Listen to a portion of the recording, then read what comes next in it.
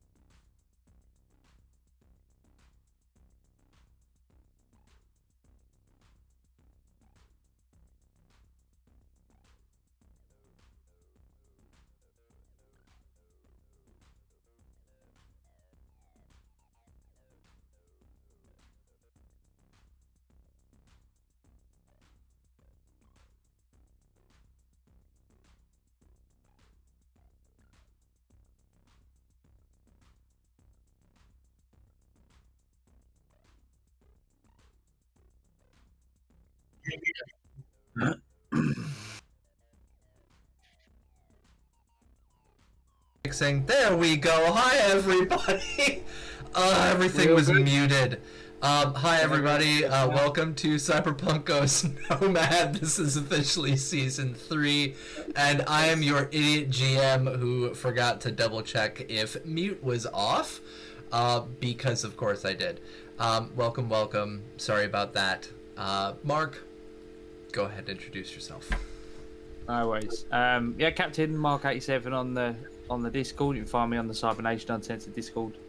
I'm on the Fallout stream on Friday nights with Capricious, and obviously here every Saturday. And you can also find me over at twitch.tv/Heroes in Theory on Sunday nights for D&D. And we're debuting a new player tomorrow. Woo! Awesome. Yeah. Chuggy, go for it. Hey, I'm Chuggy305 on Twitch, and I'll be playing T-Bar the Nomad. And hopefully I'll get a hand this week. Yes, that is the pursuit. Not a job, but the hand. Yeah, no need for jobs, just the hand. Raven. Hey everyone, I'm Raven. Today I'll be playing Calamity, the resident mass murderer / solo / tech. You can find me all over the internet at Doña Trece Cuervo. Thank you. At this point, might be a terrorist. With that kill cam? I'm pretty sure you're all labeled terrorists at this point. So yeah, that's no major distinction. It's okay. Johnny. Yeah, I am John. I'll be playing Remy Johnson, the tech, this evening. You can find me lurking on the Cybernation Discord. It's Johnny Drop. You can find me here Fridays for the Fallout campaign, and Saturdays, obviously, for the Nomad campaign. And I also have a SoundCloud at Arxen, if you'd like to check that out. New stuff coming soon. Awesome. Thank you. Vampire. I'm Vampire Bites. You can find me here every Saturday night Eastern time playing Mojo the Lawman, also Nomad. I'm trying to get a Mage and or Technocracy game running on my channel. I've got feelers out all over the net. If you're interested in that, hit me up. You can find me on the Discord. Awesome. And yes, I want to make this abundantly clear to everybody on the internet who is watching, either right now or VOD. Get in contact with Vampire Bites. He's trying to run 8, 10, 20 different ideas, like Mage and M20 and all these different things. Get in contact with them, please, ASAP, because I need more Vampire. I only want to run at most one, and I'd rather just play. But Okay. yes, otherwise, I've got millions of ideas, mostly involving the Mage White Wolf universe. So there you go. You can check out the Cyber Nation Uncensored Discord. They've got stuff posted up on there. Vampire's got their own Discord, so you can check stuff on there. You can check stuff on Facebook. Join the crew. We need more people. All right. And to wrap this up, Neon, go for it. Hey, I am Violent Neon. You can find me here every Saturday as one of the Nomads. And when I'm not here, you can find me on Cybernation Uncensored's Discord as Violent Neon. Awesome. Thank you. And last up is myself. I am GM Capricious Nature, shouting things at the microphone and attempting to control myself from dropping more and more nuclear explosions. I am the GM here for our Cyberpunk Goes Nomad stream on Saturdays, and I am the second stream in TGIFF. Thank God it's Fallout Friday. For our Fallout 2D20 campaign set in Taiwan. Looks at Mage Book on the bookshelf. There you go, Vampire! You got a taker! That's all it took. So, I am here as our GM. You can catch out all of our different links all throughout our posts here. You can check out everybody's from Mark's all the way down to mine. And listed on mine, we have a couple of different things to shout out. First and foremost, we have our music today being brought by Helix Code over at Outworld Sounds on Twitch. We have Bass Ape Records coming from Timmy, who provides some wonderful Doom music. Cybernation Uncensored is the website where you can find all of the supplements that we use, and we mostly use the Vehicles of Red, as well as the Medicine in the Time of Red, created by our own wonderful Stinkpalm 007. And you can check out all of my other links over on my link tree. Last thing before we jump directly into this, I want to personally give a very, very big and loving shout out to Kate and Max over at Outworld Sounds. They just got married, just like our wonderful Captain Mark here, except for Kate and Max, because they are the most ridiculous people I know and I love the crap out of them. They said, fuck it, let's just go to Vegas. And we all tried to convince them to live stream it, but they said no. So they just eloped. So congratulations, Kate and Max. Little Whitechapel by any chance? Probably. I've seen a couple of pictures, and it's just this little ceremony, and they went, enjoyed themselves for the week, and then they got hitched. It's perfect. Where I went the first time. It works. Whatever works, folks. As long as you are marrying the person that you love, go for it. So, yeah, there we go. Those are our shout-outs. I'm going to do a quick recap of what in God's name has gone over the last 9-ish months since we started playing. Our characters here have gone through quite literal hell. Hell and back, and then back into hell. So what exactly has gone on? In Season 1, what we had is we had our players establishing Snake Nation, trying to get this background for nomads throughout Night City and in our Cyberpunk Red universe, just trying to live, trying to exist, and trying to maintain their existence. They went to a Nomad Council meeting that was promptly blown to smithereens by a very, very obscure former clan called Metacore, who has not reared their ugly head since the Fourth Corporate War. With this destruction, they killed off the heads of all of the major clans during the clan meeting, and there was a very odd and mysterious set of nukes being detonated all over California. This wiped out communications, it set off vehicles, and it kind of just wrought havoc everywhere. Our players attempted to navigate out of this mess, leading into one player death. Mad Mags, rest in peace, and F in chat for our Mad Mags. Pour one out for her. So Mad Mags passed away, but the rest of our crew was able to escape.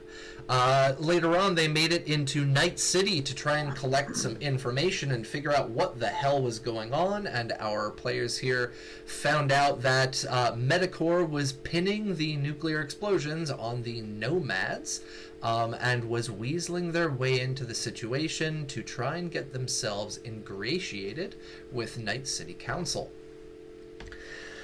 From there, we moved on into the wastelands, where they fought off the Raff and Shiv, and they fought more Metacore, and they discovered some very weird things going on, including what looked to be a biological and a nuclear shipment at one point in time, and they had to bolt after they accidentally set off a grenade in their own vehicle after attempting to hit it with a baseball bat. So yeah, that was fun. And they left and set up camp. This camp was their backup camp. They rescued a few people, they started setting things up, and that's where we ended Season 1. Season 2 is a little bit shorter. It wasn't 6 months long, it was like 2. We had a little mini campaign that's been on the back burner for me. That was a continuation from my former table. We had our players go into Las Vegas, trying to rescue a fellow rocker boy named Azrael Knox, who had been made brain dead and kidnapped by Petrochem. And when they went into the city, they found out that not only does Petrochem pretty much own the city, but Metacore was also working with them. They worked their asses off inside the city, they got everything set up, and they started their big heist. And from this big heist, they got a decent little payout at the end. They got a supercar that immediately got wrecked. They got a wonderful, beautiful Belodi's Pizza Hog paint job that also somehow survived a nuclear blast. And they also got into a couple of little firefights. From here, inside of their issues that they dealt with, they reconnected with Silver. They met a new NPC named SCP, who's a former player as well, and they worked their way into trying to defeat these enemies inside the major city. Now, at the very end of it, it all ended out with a hell of a bang, as we had T-Bar and Calamity start duking it out with a former enemy of Calamity's named Rook, who is a mostly cybered out individual. And Calamity ended out the entire fight by setting off a well-placed satchel charge next to what she was unaware, they were unaware of, was a nuclear generator. And the generator, well, it went kaboom, leading to a nuclear explosion in downtown Las Vegas, wiping out a large chunk of our Rocker Boys' new fan base. very sadly. A lot of dead, goodness gracious, Maelstrom. So that was an oopsie, but it did cover their tracks and stopped them from being followed out of the city. Now, one of the things that was very important that they discovered while they were in there was the fact that they discovered that there was a devilish Jack Holmes look-alike, duplicate, clone, question mark, that they discovered inside of this tiny little clinic with Azrael Knox. We'll be exploring that here in our season 3. They also discovered a old rocker boy named Jackson, who used to be the king of pop, and is now a smoldering pile of nuclear ash. And they discovered as well that within this city they were supplying the city and controlling the city through something called Heisenberg sauce, which seemed to make people a little luckier than normal, a little bit more attuned than normal, but was insanely addictive. Now, our players have fled out of the city. They've gone back to their camp, and they voted in our chat about how long they wanted to take a break for. So we will have a little time lapse here, and I'm going to double check on there for our campaign notes. We have 4 votes for 8 weeks. So we've got 8 weeks of downtime that our players are going to be taking. Now, as I mentioned before, we had this situation where, well, Las Vegas was nuclear detonation. These folks aren't going to be running after our nomads anytime soon because, well, they have nuclear fallout to deal with. So they are protected for these 8 weeks. They are able to follow through with what they want to follow through with. And as we start all of this off, what we need my players to do is I need all of you to please roll initiative. And from there, we're going to go through and find out what are our players doing for those 8 weeks.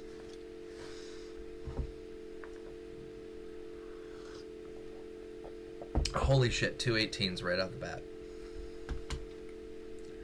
Alright, Remy and T-Bar, I need the 2 of you to Rochambeau for it. You can go first. I don't care. Okay. Alright, I'm going to go through here, and I'm going to reset our initiative. Oh, God. Roll 20. Stop screwing with me. There we go. Cool. Alright, so we have Remy. Then we have T-Bar. We have Mojo, Jack, Calamity, Domino. 1, 2, 3, 4, 5, 6. Okay, so that is our crew. So what the heck is going on for these 8 weeks that you are going to be doing? Our players have their choice of what they want to do. They also are right next to Phoenix and Tucson, although they probably do not want to go back to Vegas anytime soon if they do decide to go for any gigs. So what are we doing during this downtime? Remy? Well, first things first. Yes, sorry, go ahead. How do I do that will check? The will check, I'm going to have you do that when we get to your turn. Okay. Yep. Sorry. No worries.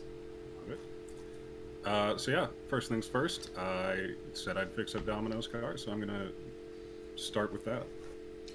All right, so that takes it takes 1 week from a ruined state. So you are now down to 7 weeks, but by the end of that week, you fully repaired the car. This station wagon still has what seems to be a pristine paint job, nuclear and fire resistant, and the Bloaty's Pizza Hog Pizza Head still bobbing up and down on the top of it, right above the windshield. Do you want to keep that on there, or are you going to remove that? I'd have to consult with Domino. Domino? Hey, Domino, you want me to keep this silly thing on here? Yes, and I'll explain that in a little bit. Fair enough. There you go. So Remy got your answer. So you spend a week fixing up the car. You've got everything repaired, glass replaced, wheels replaced. You were able to source different parts from the farm that you guys were at, and you went back to the camp and you were able to source pieces from there. And as I've already discussed with Domino in chat, so anybody who is watching, what happens is that when a Nomad's vehicle is fully destroyed, it's supposed to be a $500 charge for the Nomad pack to kind of fix and repair the vehicle. But the thing is that they are the Nomad clan. There really isn't anybody else. It is just them. So yeah, there's no charge going on for that unless there are any additional modifications needed for the vehicle. But for Remy, what I'm going to need you to do for me right now is please roll your check on land vehicle tech, and we'll see how successful and how full this repair job was.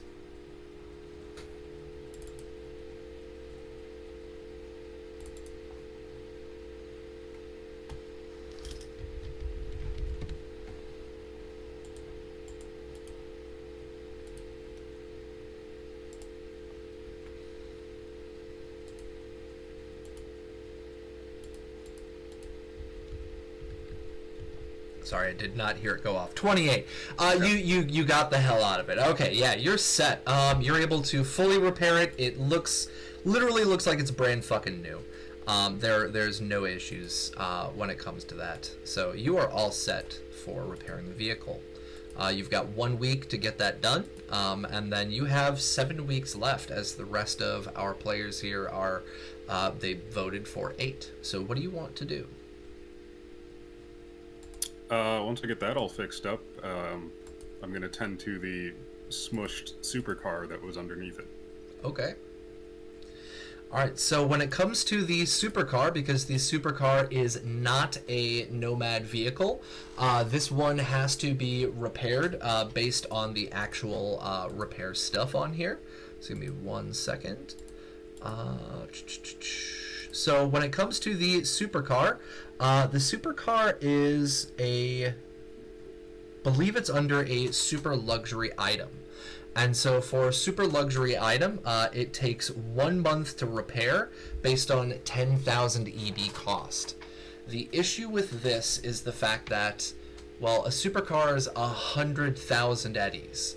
So that could take up to 10 months to fully repair.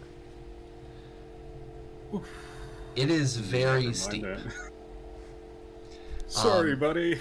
This is one of the important differences between Nomad clan vehicles and non-Nomad clan vehicles, is that when it comes to non-clan vehicles, you have to either pay to get stuff repaired or you repair it yourself.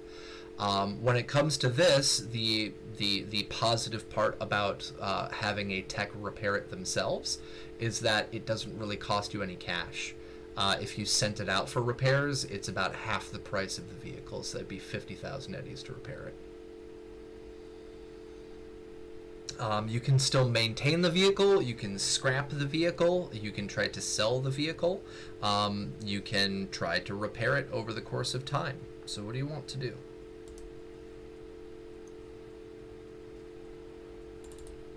I think we'll just leave it as is. Okay, I saw Domino flailing his hands around. Yeah. I was just gonna say, when Remy and Domino look at the pieces, and Remy's like, I just pricing this out for what I'm gonna have to do with this. It's gonna be about this much. Domino says, I got an idea. So don't worry about it for now, but I got an idea. All right then. All right, so Let's just tow it back to camp. Yeah, And- something to keep in mind, because I think we might be having the same idea, and this is for our audience, is that if you are a nomad, you steal a car, you wreck a car, you steal the car, you take it wherever, if you put it into storage, you're literally able to wait until you rank up to that point, and you're able to claim that as your vehicle, and then it's a 1 week repair. according to the rules. So if that is what's going through the Domino's head, that they get 2 more ranks and they're able to use Supercar, then that's 100% doable. So yeah, that's what has happened. Supercar, you look at it, pile of debris at this point, but it's still towable if need be. And Domino suggests just bringing it back to camp. Cool. Yeah. So then I guess for the 7 remaining weeks, I'd probably just be looking for some side gigs, maybe on the outskirts of Phoenix or somewhere pretty low profile. Okay. That sounds good. What I'm going to need you to do right now is I'm going to have you, I'm going to go to our gig table, wherever in God's name that is. There we go. Go ahead and roll me 7d6.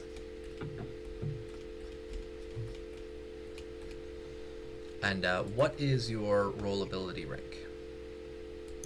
After our previous adventure, I am now at an 8. Oh shit. Okay, got it. Hot damn. Okay. So for let's see, we've got 1, 2, 3, 4, 5, 6. All right. So for your first week, you're able to rebuild some scavenged tech from the combat zone. So you're on the outskirts of Phoenix. You're able to rebuild some tech that you found, and you're able to hawk it off for 500 eddies. Second week, you were able to sabotage some stuff over probably in that scrapyard that you guys had fucked with before. You're able to sabotage for a client who is a competitor against that scrapyard, and you got paid another 500 eddies. Week number 3, you did not get any jobs, but you're able to scrap together 300 eddies. Week 4, same thing. No real jobs, scrap together 300 eddies. Week 5, you were able to go back and fuck with those people again at the scrapyard, and you continue messing with their repair efforts to get everything fixed up, and you make another 500 eddies. Week 6, you rebuilt a little bit more tech. You were able to, while fucking with that scrapyard, you were able to get some of the tech as they were scrambling to fix things up, and you were able to rebuild it and sell it for 500 eddies. And final week 7, you helped a client break into a place and install a security system for a client. So which one do you want on there? Do you want a break-in or security system? I think security systems. All right, so you went and installed a security system for a local client, probably the one that you were working to help fuck over the scrapyard. So a competing scrapyard, you went there and helped show them, like, oh, this is how I screwed with them. This is how I screwed with them again. And then I screwed with them again. So I can help you not let that happen. And so you helped set up their security system. So our grand total for this, we've got 300 times 2. We had 2 weeks of 500, so that's another 1,000. We had a week where you installed the security system, that's 600. And then you did sabotaging, which was 500. So your grand total, 1, 2, 3, 4, 5, 6, 7. Your grand total was 2,700 eddies over the course of those 7 weeks.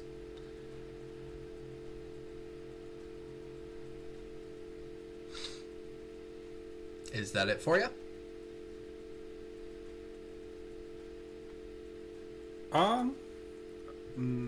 One second.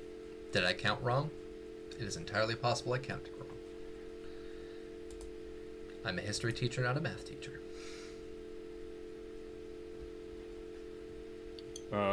So it was 500, 500, 300, 300.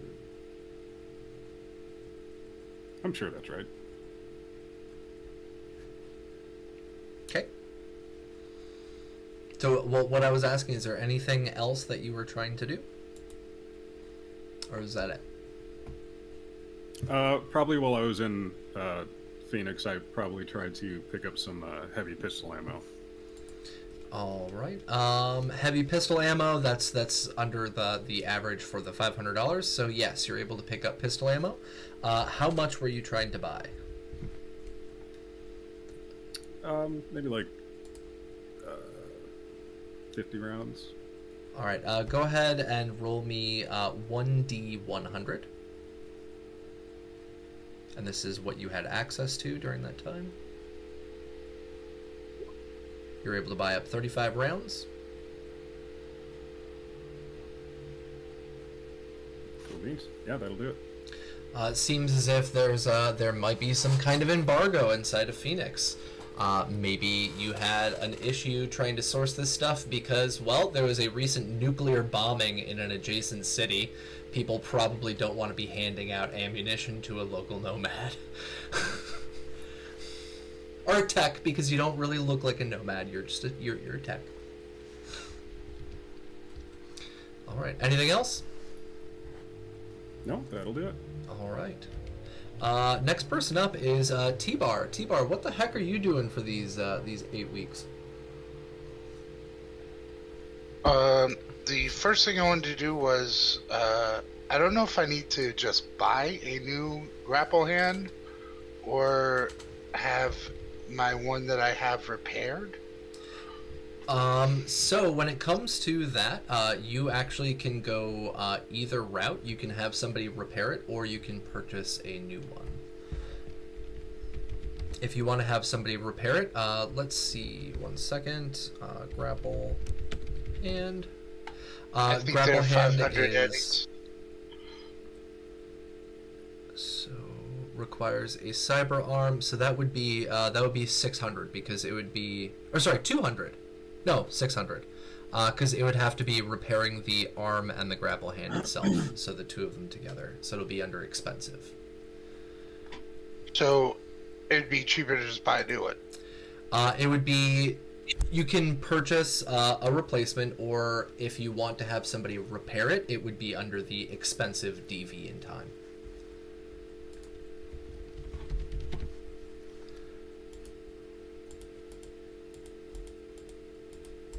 So give me 1 second. So Go ahead.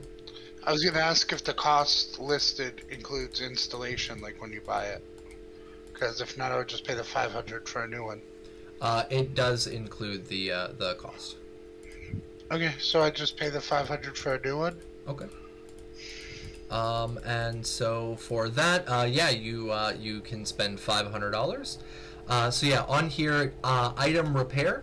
And then vehicle repair, so those two things are very much so different. When it comes to item repair, this is under expensive. It would be a DV21 to repair it and 1 week, but they could repair it brand new for no cost. So it's up to you if you want to just purchase a new one or if you want to have somebody fix it for you. I'll just get a new one. Okay. Then yeah, you're able to go into town and get a replacement for your grapple hand.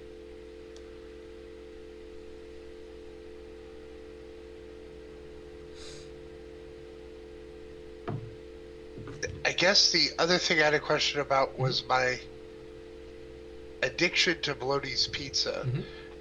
There's been an 8-week time skip. Like, is there any like natural, like even heroin? Like, eventually the withdrawals go away after a certain amount of time. Like, for this, what do I need to?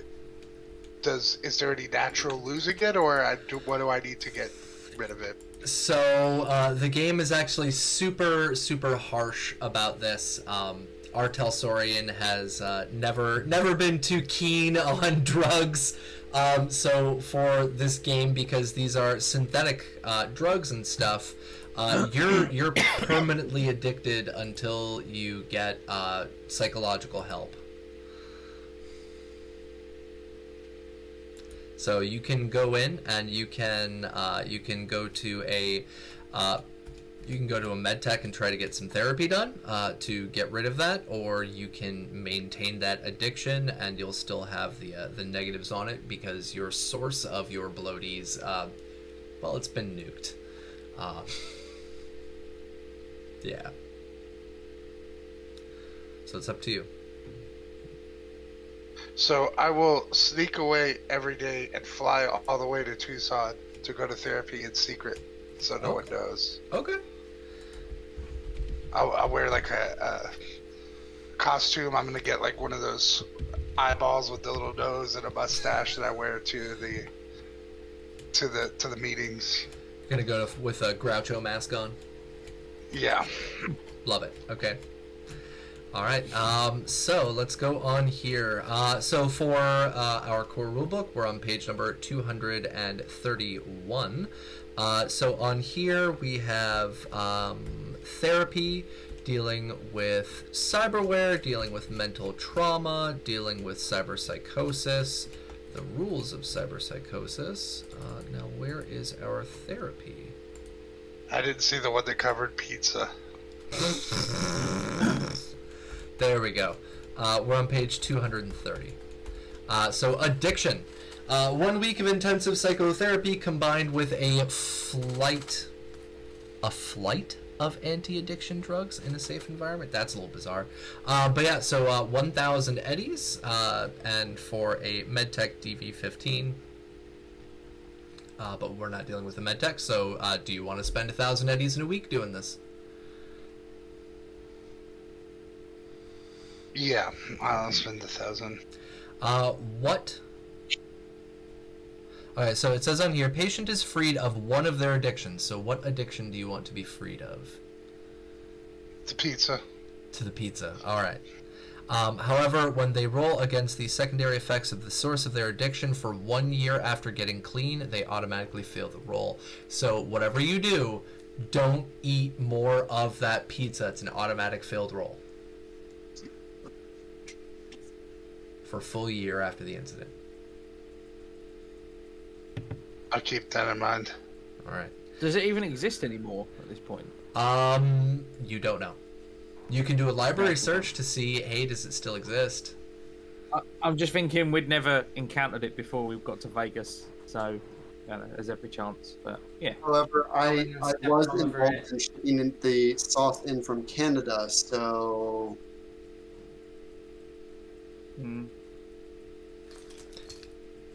The only other thing is, do we have any access to like a fixer, like to try to get equipment, or no? So this is a discussion that I had very briefly with our player Silver. So I was talking with Sophie a little bit earlier. I have asked her to stand by with some D10s. She is here in chat right now, and I told her I would text her. So give me 1 second. Babe, I need you to roll. What are you looking to source? I was hoping to get a excellent quality heavy pistol. I was hoping to get a targeting scope and a smart gun link. Holy hell. Alright. So that's quite a mini little shopping list. Give me 1 second. So what is the cost on those? I believe the pistol was 1,000. The smart gun link I think was 500, and the targeting scope I don't remember being very expensive, but I don't recall the price. I'm looking it up right now. Okay. 1 to 500, I believe.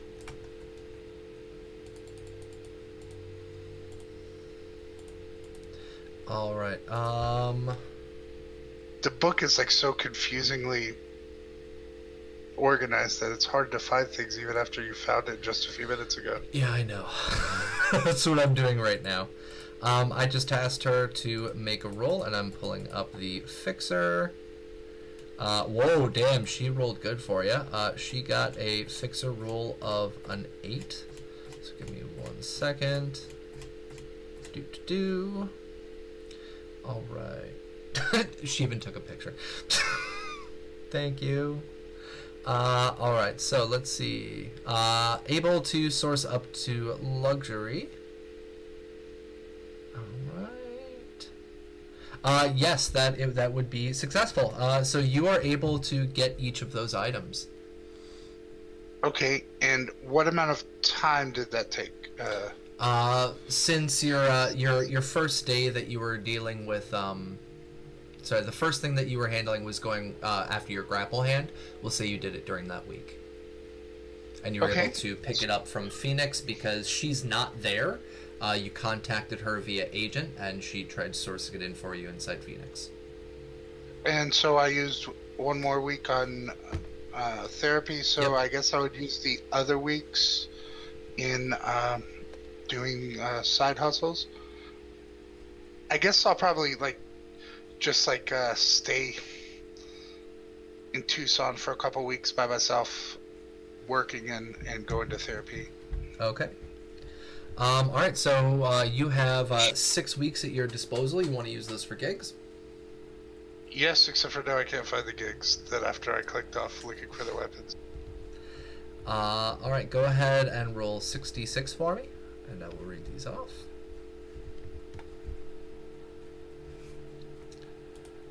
I'm gonna change my view on here because my page display is driving me nuts. Oh, there we go. Oh. Side by side, get all that splat pages.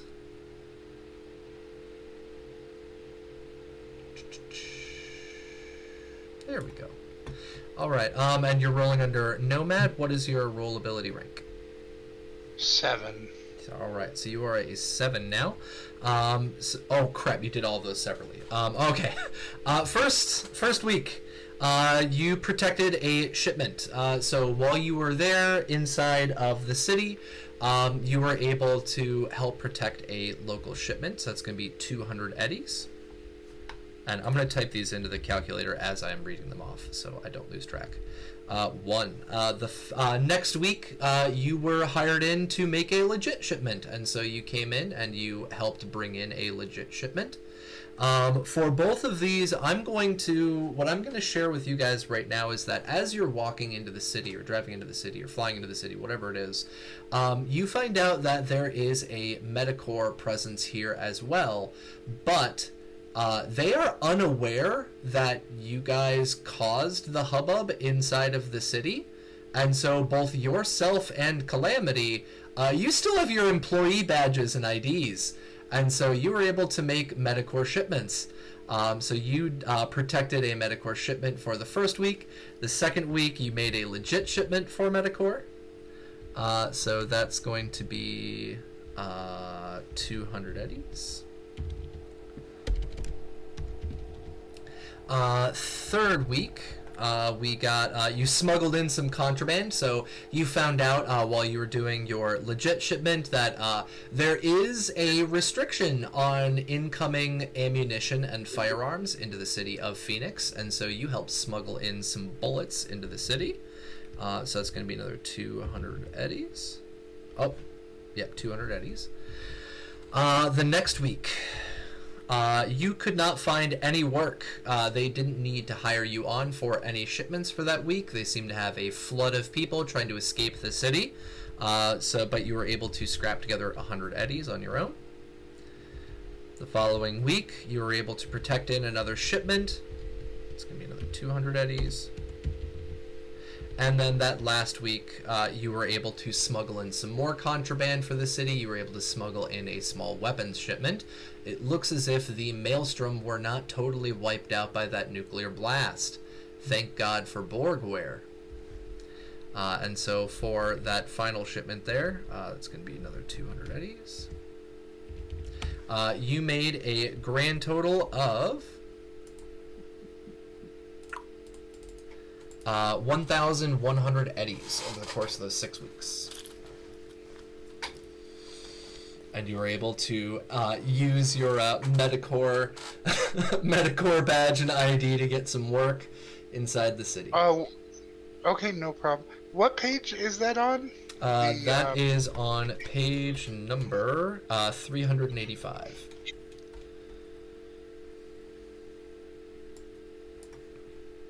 All right, thank you. That was.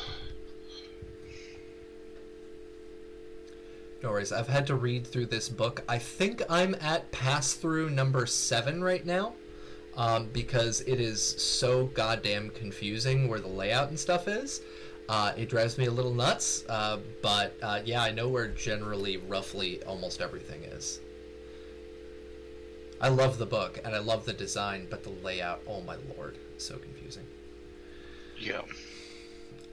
Is there anything else that you're doing during that time? No, after I'm done, I will fly back to wherever they're camping out. Okay. And then I have a question for you, because our Domino here is going to be using his Nomad powers. You have access to some new stuff. I'm not sure if you took a look at the vehicles of Red.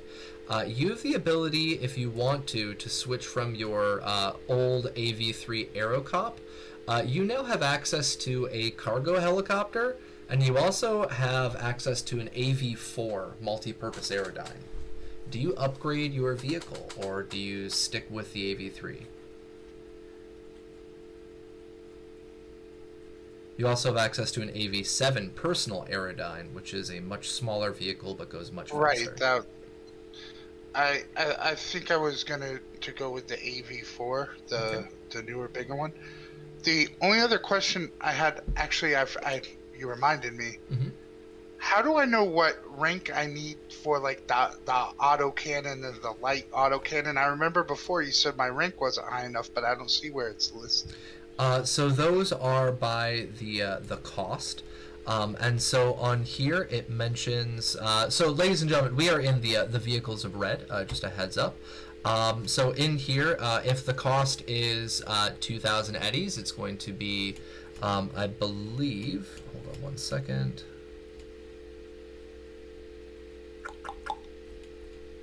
Oh! You're right, I didn't list those out, holy shit. I recall you telling me my rank wasn't high enough, but then I'm looking around like, where does it say what rank I need?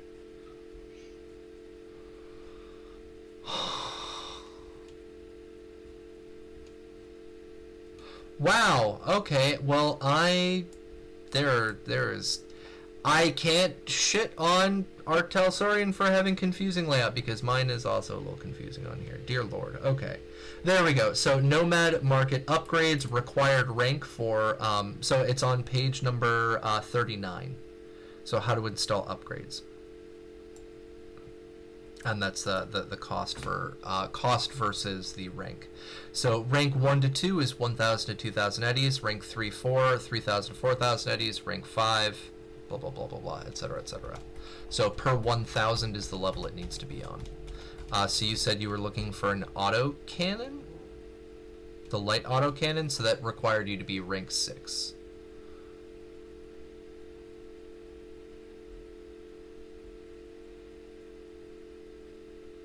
Alright. And I could switch out my machine gun, heavy machine gun for that? Yeah. Alright, then I was going to switch out the heavy machine gun for the light autocannon and go to an AV4. Alright. So for our Nomad crew here, sorry if you guys could hear my stomach there for a second. For our Nomad crew here, you see T-Bar kind of discreetly putting on some Groucho Marx glasses, climbing into his AV3, and then flying over to Phoenix, and he seems to be gone for, well, a couple of weeks. And during those couple of weeks, he comes back. He's got a brand new hand and a brand spanking new AV4 that he flies in. One of these large multi-purpose Aerodynes that they are almost exclusively used by like major companies or very, very high-level nomads. But he flies in with this fancy-ass tech. New weapon loaded onto it as well. And the explanation here for everybody in our audience, an AV4 multi-purpose Aerodyne. It is on page number 21. It's a multi-purpose vertical takeoff and landing aircraft. The AV-4 is an uncommon sight in Night City in the time of Red, unless in the hands of corps or military, and is often sometimes found with extremely well-to-do nomad groups. So it is a much higher level AV. It has one driver seat, five passenger seats. It offers the ability to interface, and it is an AV, so it is a flying vehicle. And your speed just went from 241 kilometers an hour to 322 kilometers an hour. So this thing can fly. So you just went from combat 30 move to a combat 40 move. Which is kind of fucking insane. Yeah, it's crazy fast. Yeah, it's crazy fast. So yeah, you leave the camp for a couple of weeks. You come back a couple of weeks later, new hand, combed hair for once, no more Bloaties pizza sauce on your face. AV4. Oh, and I'm gonna spend the 100 eddies on a new paint job. Okay. What do you want for your paint job?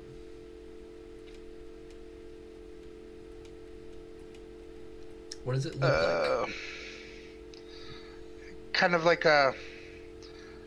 the Samurai album cover. Okay.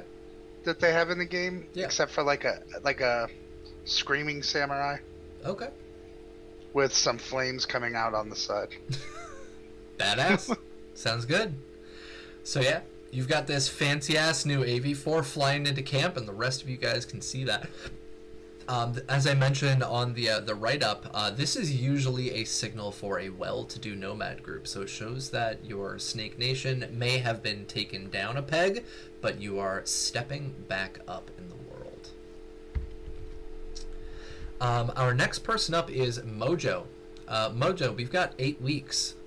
You just recently lost both of your backup, and you're in desperate need of new backup from the Snake Nation itself. So, are you upgrading your Lawman ability? What ability are you upgrading? So I did upgrade Lawman. Okay. So what rank are you now? With milestone bonus. It doesn't change anything about what backup I can call. Okay. So I'm going to take most of my activity during the first week or two, maybe, is going to be patrolling with just a few people that we currently have in the camp. Okay. Searching the area far and wide, seeing if we can grow our little tiny family into at least a clan, if not, I mean, obviously I'm not shooting for a nation at this point, since we're not in a permanent base. We're in a semi-permanent base. But looking to expand the clan a little bit, have a bigger family, get back to starting to approach maybe the size we were prior to the nukes outside of Night City. All right. Somewhere in that vein. So for the lawman role ability, you're a lawman. You're literally like a police officer, former police officer. When it comes to this, what you can see is during the following weeks after the nuclear blast, there are people fleeing fucking Vegas. People's homes have been destroyed, people's businesses have been leveled, casinos have been turned into ash, entire life savings have been wrecked, and families have been kind of torn apart. And so there are many people who are desperate to kind of restart their lives. And what I'm actually going to have you do right now is what is your luck roll? What is your luck stat? My luck is crap. It's 4. Okay, so hold on. What I'm going to have you do is I'm going to have you roll 4d10. 4d10? 4d10. And this is your recruitment efforts during those intervening weeks. You're able to get in 25 new members into the clan of these people trying to escape Las Vegas. All right. They are not actively hostile. They don't think that the nomads caused the explosion, and they join your forces. And so you've now and grown your two of them clan. Yep, and two of those people happen to be at least somewhat combat decent. Yep, so two former there's cops. one who is former military of some sort, Major Emery Mertz, and the other one is Winter Weber. All right. And so I've updated my sheet with those two names. Since everything else is the same, I just left the stats the same, because the going from 5 to 6 in Lawman does not change your backup stats or abilities. All right. So what was your first person? Major Emery Mertz, former military of some sort. Okay. And who? Winter Weber. All right. Yep, I got those two written down. Awesome. So yeah, you spend a couple of weeks doing that. You're able to gather in 25 new people. And so you lost 2 from the nuclear explosion, so that puts your clan, not including our 6 here, that puts us at 35 people. Doing better. That way, the clan can start to be self-sufficient, and we can be doing our edge runner jobs and gigs, and building the clan further and being leadership positions for the clan. So that's kind of the reason behind that. I didn't want to just be a little tiny pack of edge runners that happen to have tag-alongs that aren't doing much of anything. I kind of wanted to get the family built back up again. Gotcha. Out of 8 weeks, let's see, we have 6 more. So the next 5 weeks, I'm just going to use side hustles. All right, go ahead and roll me 5d6, please.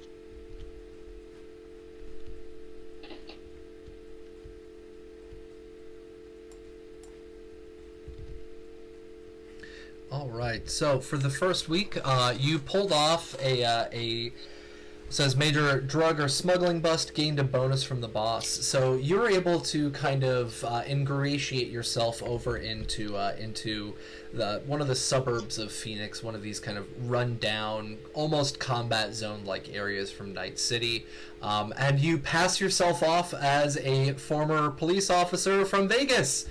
You're looking for a new home and a new start, and you have these other 2 police officers that have joined you. So the 3 of you join the force. And the first thing that you guys are able to pull off is the lot of you are able to stop a major drug smuggling operation, and you immediately get yourself a promotion and a bonus at work. And so that's 300 eddies that you make just in your first week. Second week, you are able to take down a gang. So a gang that came in from Vegas, and you hammer on them 2 weeks in a row. So that's 600 eddies between those 2 weeks. The following week, you are able to kind of work your way into a bust, but it went bad, and that total cash came out of your salary, so you only made 100 eddies that week. And then the final week of those 6, you were able to get a reward from a grateful citizen, or was it possibly a bribe? And so it's 300 eddies. Your grand total comes out to 1,300 eddies for the 6 weeks of hustle.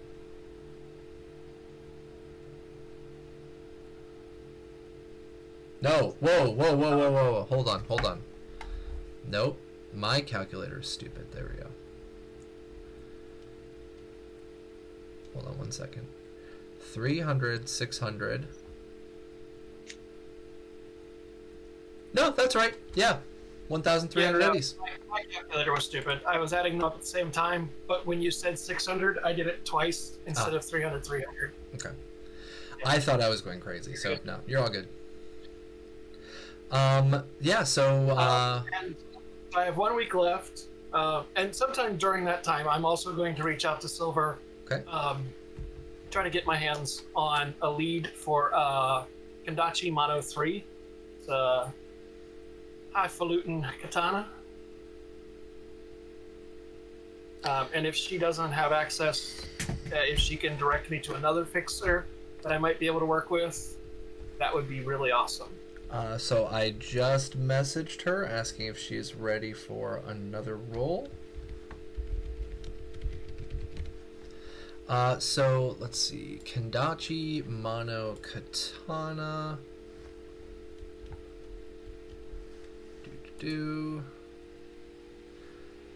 Luxury. Oh shit. Okay. I'm gonna have her roll. That's 5K. Yeah, it's 5K.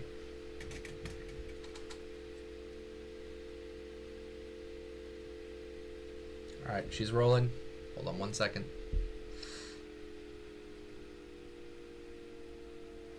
Let's find out. Oh look, Cybernation Uncensored is live. Oh, cool. We are? Oh! Oh, shit. She is unable to source a mono katana for you. It seems as if this is something that is not readily available inside the city of Phoenix. I'm so sorry. She rolled very, very low.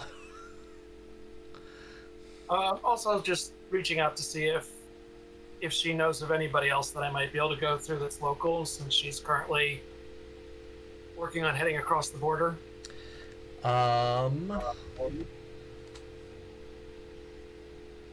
Let's see.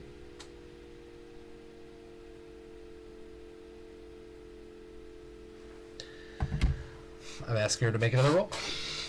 Okay. Let's see. I feel so bad. She's. I'm sorry if she's listening right now. I'm so sorry if you're in the middle of your research. I don't mean to be bothering you. I love you. Don't hate me.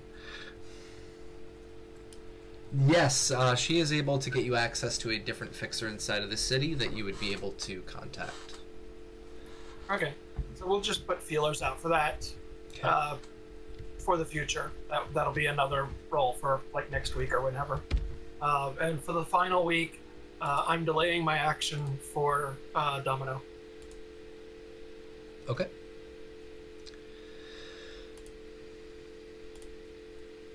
All right. You're able to. Oh, there we go. You're able to get access to a fixer nicknamed Joey Lawful Taylor. They seem to be somebody who works with local police departments, since you are a local police.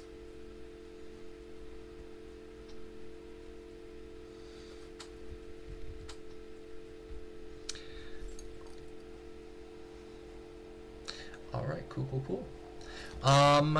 Okay, let's see. Who is up next? Jack.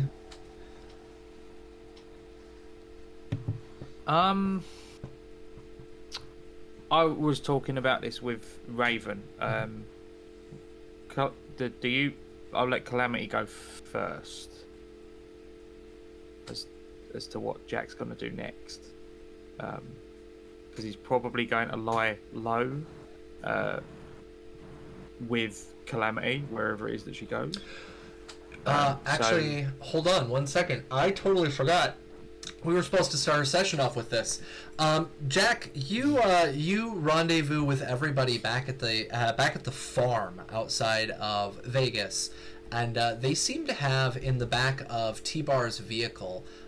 It looks like you, but around the age of maybe 20-25. You're not sure where they got him, or it. You're not sure what's going on or why they have them in the first place. But it looks like a carbon copy of you at the age of 20-25.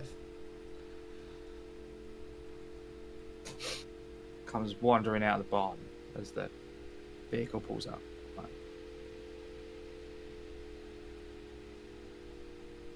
Do you rob them a wax museum on the way back? What the fuck's that? found him hooked up next to Azrael.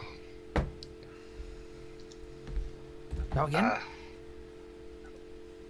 In the lab there, I found this mini you hooked up in the lab, all wired up next to Azrael. Well, You found him. Well, we found him. I carried him. walk up to him and just kind of. Is it? I mean, is he just sitting in the back seat? Yeah, he is. He is literally laying across the back seat. Seems to be unconscious. I like just sort of poke his face right there. It feels like a face. He's the real deal. He's you. No, he is not. He could Let's be. get that straight. He is not. No, he is not. I am This- me. This could be you. We just have to figure out a way to get your noggin in that shell.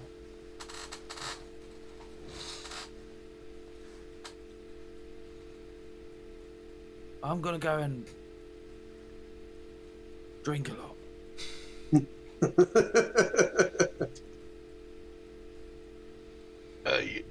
This was it, medical. Yes. Yeah. I mean, We have science projects. you sure you want to go start drinking right after you got like a little mini you to raise? I'm very sure.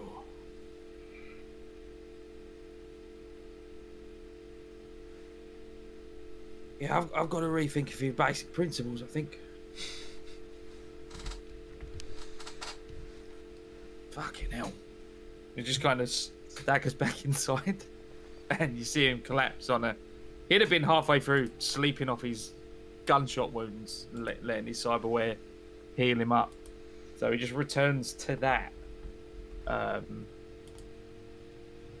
yeah, from there, I guess... Yeah, from there you got 8 weeks. What are you doing? Well, I'm going along with Calamity. I discussed this with sort of Raven slightly off stream. So I don't know, Raven, do you want to go first? And then I'll detail kind of what I'm doing around that. Okay. Because the idea is to lie low, I guess. So Works for me. yeah. All right, so Calamity, what are you doing? You gotta tag along. Okay. So I need to do that will check. Yes. Please go ahead and roll a 1d10. What is your will stat at? That is 5. All right, so go ahead and roll 1d10. If you are under 5, you're able to maintain control. If you are over 5, there you go, you're able to maintain control. If you're over 5, you will roll for various other personalities. But you're able to maintain yourself. So Calamity is in control of Calamity. Okay. So I give Dallas a call. Yeah, you give Dallas a call. You get pick up and you hear this very gruff kind of older voice like, "Howdy." Hey Dallas, this is Calamity. I'm a friend of Silver's. Trying to get a lead on some jobs, on some gigs, and need to relocate. Can you hook me up? Yeah, you know Silver. Does that mean you's a nomad? I'm a solo that's damn good at her job. That's all you need to know. All right, you able to clean up real nice? Yes. All right, I can get you somewhere in the city. Yeah. When should I expect you? Transportation? Can you arrange transportation from Phoenix to Dallas? All right, give me 1 second.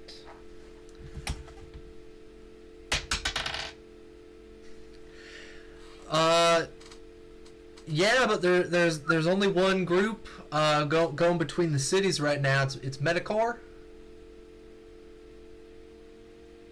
There's no civilian transportation. Maybe something underboard, but I ain't got anybody in contact right now. I only rolled a 2. I'm so sorry.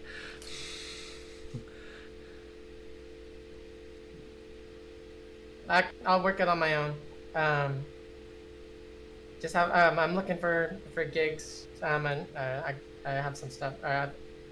Stuff I want to do, and you set me up with a place to stay. Yeah, I can get you. Arranged with some housing here in the city. Excellent. I You should able to be get there. yourself out here, clean yourself up? I can set you up with some work. Sounds good. I'll let you know when I'm in town. All right, talk to you soon. And click. Unlike the police chief, he doesn't just hang up on you. Rob. So I'm gonna go over to Mojo and That's fine. hey Mojo. I need a lift into town. Yeah, I got you. A lift into town? You're going almost cross country there. You're outside of Phoenix. You're driving to Dallas. No, I'm gonna go to Phoenix and then arrange for okay. travel from Phoenix to Dallas. Okay. Sounds good. Need to make arrangements for 3 people. Or need 3 people, 3 of us dropped off. Can we arrange that?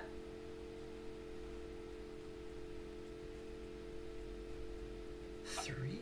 I've only got room for 2 Two with sidecars, my yeah. motorcycle. You could, hold on, alternative option for you. You could drive Domino's car into town and Vampire could drive it. Sorry, not Vampire. Mojo could drive it back. Because there's a shitload of seating in there. I think, Domino, you had extra seating for, 6 passengers? So it's gonna take a week for Domino's car to be ready. So Yep, so you'll be able to go in week 2. yeah. There's I'll that do that. that car that I stole. I mean, if somebody wants to take that, I don't really care. Car that you stole. Yeah, the one that I towed out of the tow lot. Oh yeah. The micro car has space for 1 driver, 1 passenger. Oh, I didn't realize it was that small, like a smart car. Yeah, they're the little go cars, the little micro smart cars. I thought like a Mini Cooper. Okay, No. It's smaller than I thought. Yeah, tiny. But somebody could drive that into the city, and Vampire. Oh my God, Mojo could drive the other 2 or 1 person. That would work. Otherwise, you could wait till week 2 for Yeah. Domino's car to get repaired. I'll wait till Domino's car is fixed. I'll clear it with Domino first. Clear it with Domino, and then so Mojo can take me. I tossed the keys to Mojo. All right. Then I talk to Jack, and we're leaving next week. Yeah, me too. Lie somewhat low. We're gonna be good for cash. I have what I need. And you good? Yeah. Just Yeah, I'm lining up a job. I'm lining up gigs with this Dallas guy that Silver set us on to. He's a fixer. all right. Well, Real quick, when we get to that week 2 and you get in Domino's car to drive to Phoenix, on the seat with a little bow on it is Jack's SMG that he let Domino borrow. cool. Noted.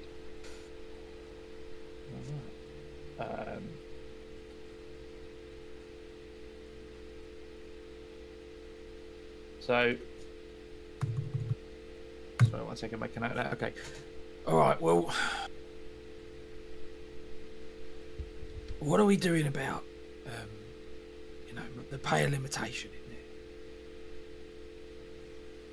there? You want to take him along? We can leave him back here. I thought it was he'd be useful, so that's why I asked Tibor to throw him over his shoulder and take him out of the building. That sort of feel a bit bad just sort of leaving him there. There's plenty of possibilities. If anything, you could use him for parts. It's not exactly a sentient. He's not exactly sentient, so as far as I'm concerned, he's a shell. Do we know that for sure yet? Is there anyone we can take him to? Question. My answer to you is I don't care. All right, be honest, why don't you? All right, I'll need to think, and I need to write. I'm gonna go with you, and wherever it is that we hole up, I will be the perfect house husband while you go out and bring in the turkey. All right? You don't want to go out on missions and whack people. I don't think me showing my face in public at the moment is a very good idea. You could wear a handkerchief over your head, over your face, or wear a mask. There's a bloodies mask. Look, you just nuked a city, and I am the public face of that nuclear blast. You understand that, right? No one knows who any of you fucking are. Jack, go ahead and roll library search. Oh dear. All right. I get a +2 to that if I've got an agent, right? Yep. And there's +2s in chat. All right. I'll pop the skill up by 2 and to make the roll, and I'll put it back down again. Okay. Do you want the? I don't know if I really want to know, so I won't take any of the +2s in chat. I'll just see how the roll works out. Okay. Yeah, that'll do. That'll do, Peak. That'll do. All right, give me 1 second. I need to find my other 10.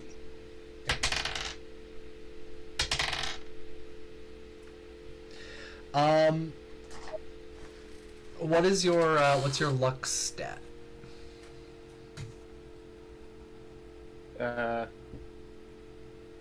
2.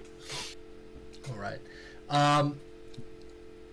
You find out from researching on your agent after this whole blast issue had happened, you were presumed dead. Oh, that's. Oh, so he's looking for his agent, right?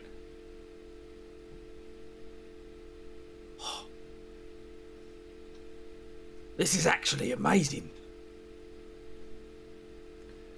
I mean, posthumous album sales just through the roof.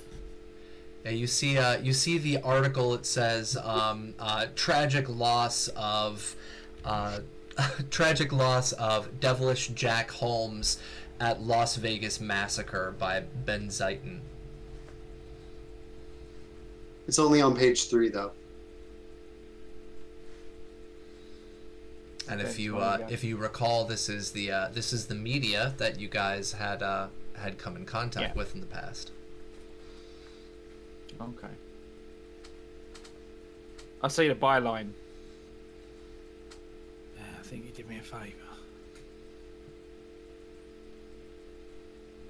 All right, well, should probably be careful anyway, and I do need some time to think. So. Calamity, I'm riding with you because I trust you to keep me alive more than any of these fuckers. We'll figure it out. With us? Are we taking him with us, or are we going to leave him here? Leave him on. Sure, I'm going to need someone to talk to while I do the laundry at home, right? Sounds good. Let's do this.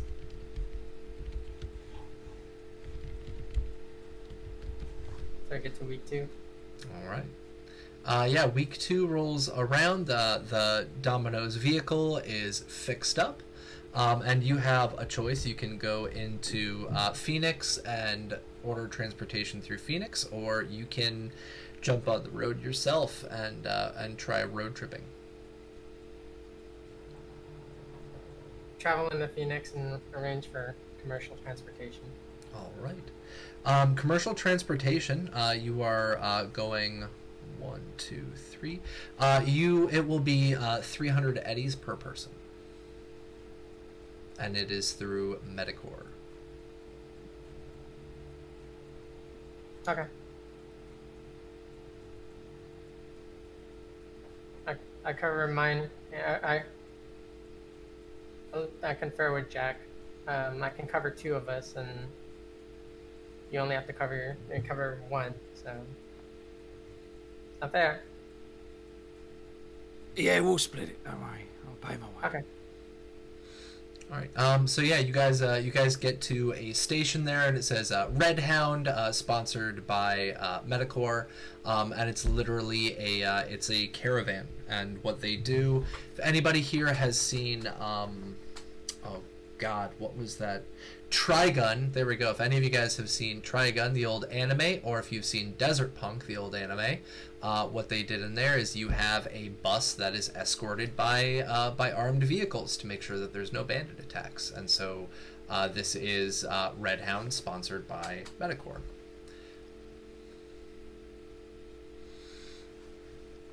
So you're able to find passage, 300 eddies to drive out to Dallas after stopping in Tucson. So it'll do 1 layover in Tucson and then out to Dallas. How many days?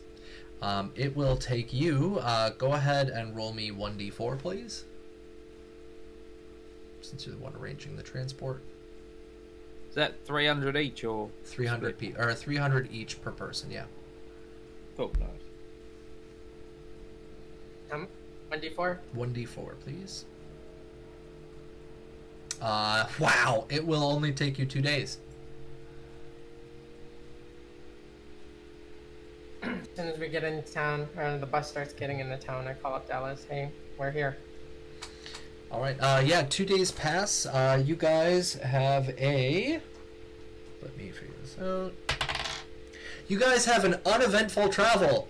There are no bandit attacks and no Raff and Shiv attacks.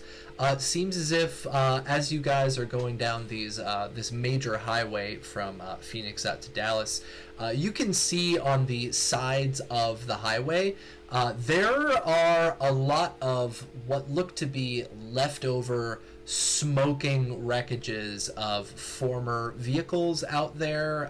There seems to be many different towns that used to be out there, at least, that are no longer showing up on the horizon. Seems as if this route has been forcibly cleared by the sponsoring company of Medicor. And so you get into Dallas, and inside Dallas, you call him up, and he's like, "Oh, hey, yeah, I can get you to some housing, and I can get you some jobs. How long you can be around in town for?" As long as it takes. I'll let you know. I'm a hired gun for however long I decide or I choose to work for you. Does that work for you? That works for me. And this is actually your GM asking you how many rolls do you want to make. Okay.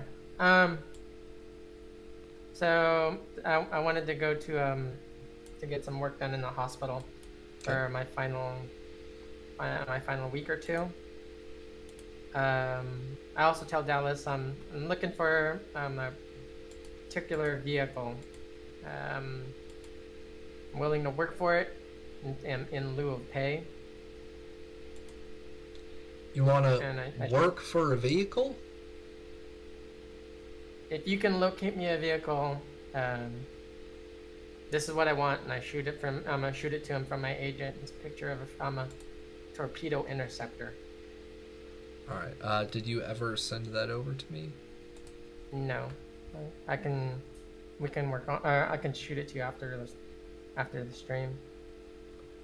Okay. What's the cost? Because I don't know any information about this, so I don't know if he's 50, even able to source it. Roughly about 50K. 50K. So 50K. That's going to be under super luxury, or is that luxury? 50K is super luxury. Super luxury. Yep, let me see if he is able to source that out. Not like it's a supercar. Well, anything over 10,000 eddies in the time of red is a super luxury. Lovely. I'm trying to find the the fixer page I was just on, having Sophie make her rolls. Give me 1 second. There we go. Okay. Fixer.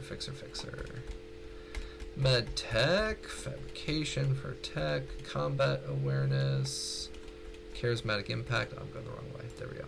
159.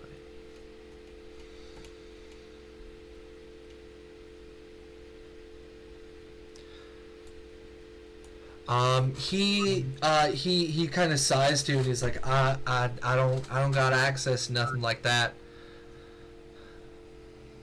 And meta information, whatever. he's at rank number 7, and so he's able to source up to very expensive. Okay, a very expensive off-road bike. Alright, give me 1 second, let me find that out. What is very expensive listed at? It was in Chromebook Volume 3. Chromebook Volume 3. I can make the alterations to it later. Yeah, that's just to get an idea for it. From play. It was back in 2020. It was 36K.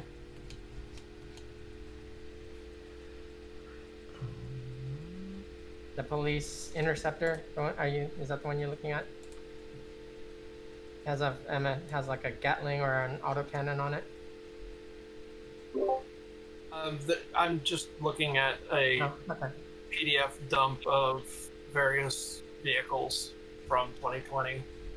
I'm not looking at the actual book right now. Okay. Give me 1 second. I'm trying to look up. Very expensive. So very expensive. Very expensive caps out under. I believe it's 5,000.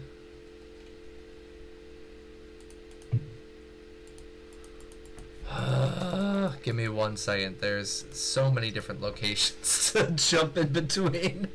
Oh my lord. See, I tried to steal a bike before and it didn't pan out. And Yeah, there we go. I've wanted a bike since we started this. Yeah, so for what he's able to source, this is meta information. Anything under 5,000. Next rank that he goes up into is rank 8. He'll still be at 5,000. Rank 9 goes to luxury, and then rank 10 is super luxury. So that's a little bit out of his reach, but you're looking for anything under 5K. So give me 1 second. Let me roll back to. Forget it. Well, hold on I'll 1 just take second. jobs until I decide. Hold on 1 second. Let me get back to my operator rank.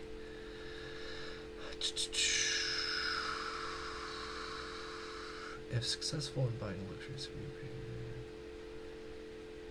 all right. Let's see. All right, that is a good roll. So give me 1 second. Good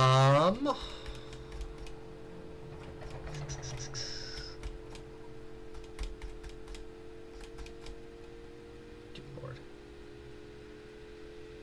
Yeah, you were right, Vampire. What's up?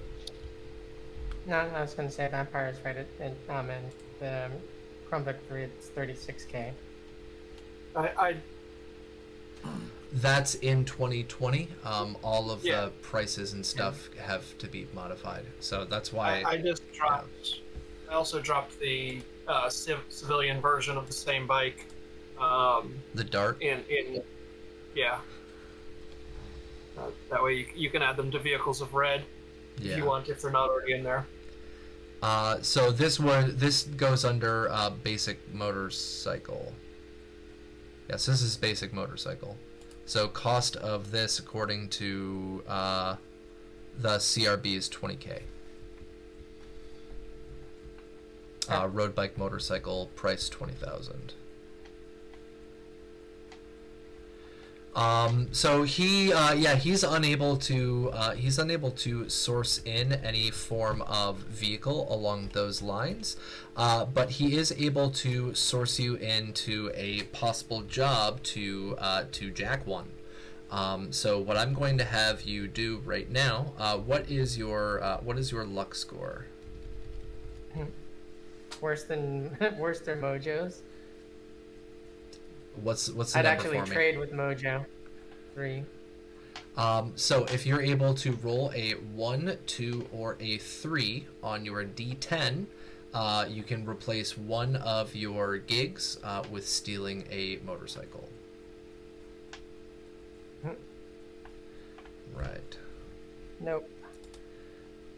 Give me 1 second. All right. So yeah, you're unable to source in a motorcycle during this time. If somebody wants to drop in any of those positive plot twists in the whatchamacallit, in chat on Twitch, you can go for it. Calamity, you can't give yourself a positive plot twist, but if somebody else sources it in for you, then we can get that in. But he's unable to source one in for you, so you have the chance there to Let's just work gigs then. Yeah, to do gigs. So how many weeks I'll would you just like to work? gigs so 5 weeks, and then the last 2 weeks I'll work on getting modifications done in the hospital. I'm going to be staying in Lone Star until I can get that bike. Okay. Go ahead and roll me 5d6.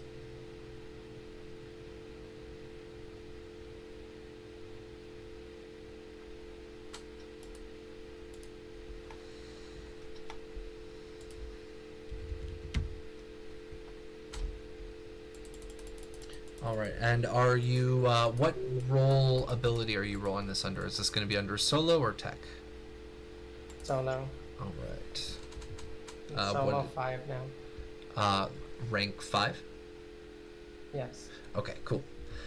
So for your first week, so Dallas has got you a house sourced. He's got you a job. He's got you a little bit of cover. He's able to get that stuff in for you, but he immediately tests you out with a difficult hit or extraction. So that nets you in 300 eddies in your first week. The second week, you are his bodyguard as you go through the city, and so that's another 300 eddies. The following week, you are used pretty much as a basic enforcer. So he sends you around the city. You're the one who has to go around and collect some debts that people have to Dallas, and you make 200 eddies that week. Following week, you work as a bodyguard again, but not for Dallas, but for one of his collectors, and so you're able to collect in 200 eddies that week. And for the final week of that, you are working under Dallas again, so you're able to get in another 300 eddies. So you net in a total during this time of 1,300 eddies. Okay.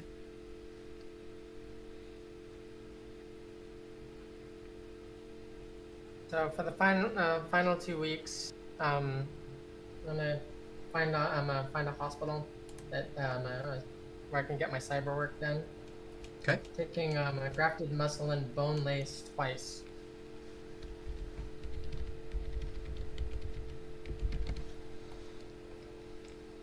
All right, give me 1 second. Because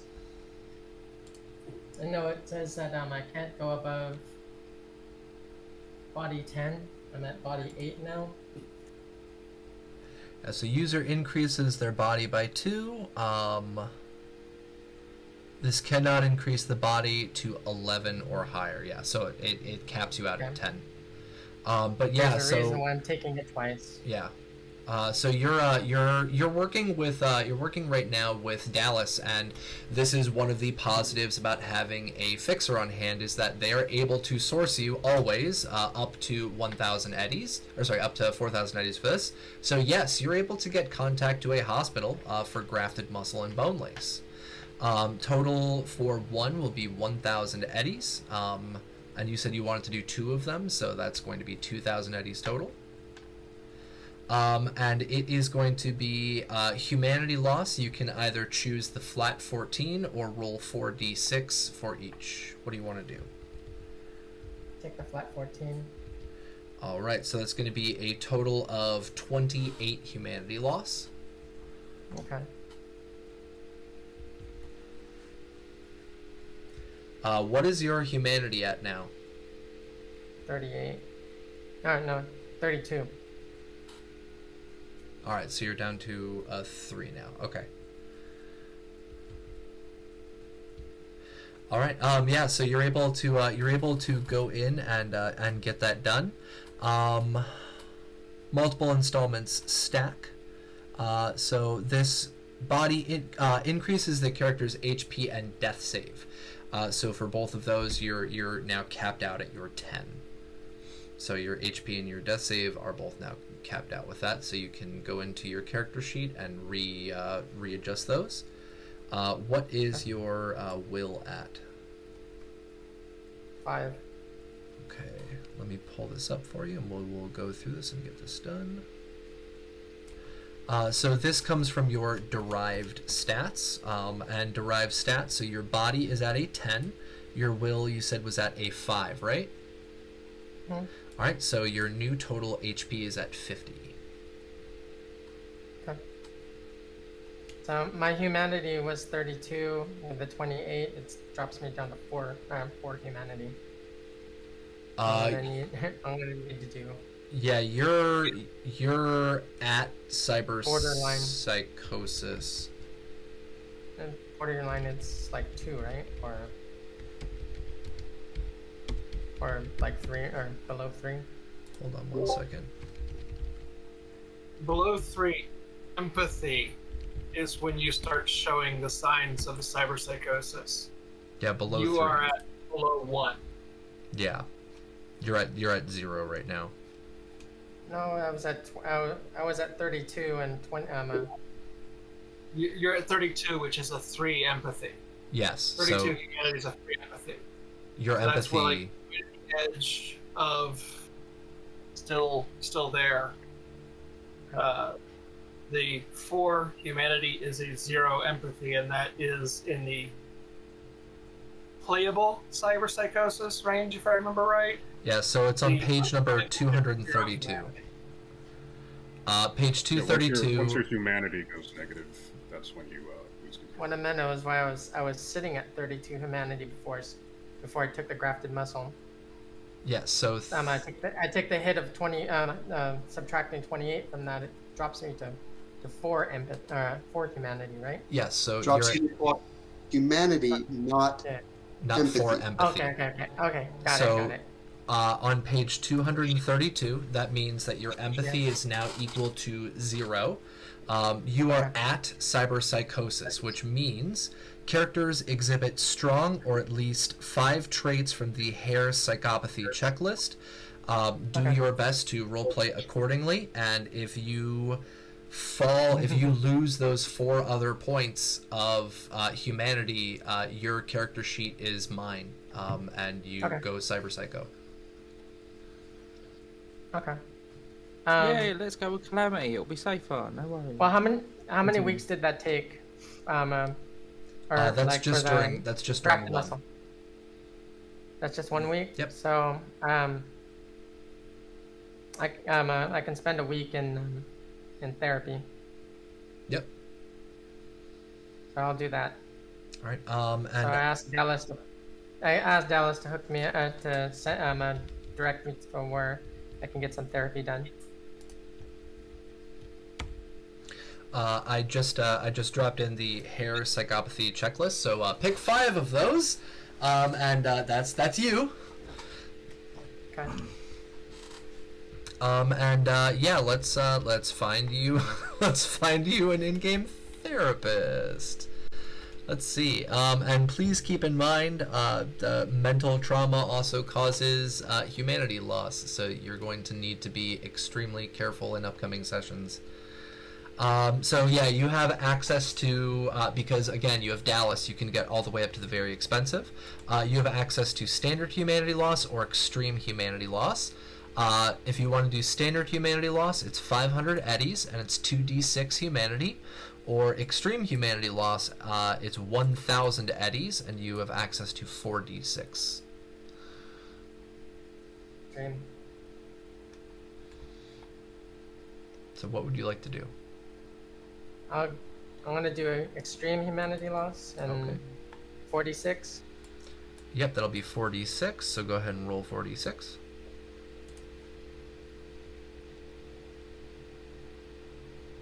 $21.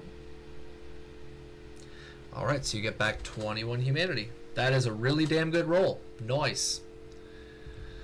Which puts you at 25, right? Which means 25, you're now at 52. Yep, so you're under empathy 2, so empathy 2, borderline disassociative. So yeah, you're good on that. What is your total empathy score? Like your 8. max? It's an 8? 8. Okay.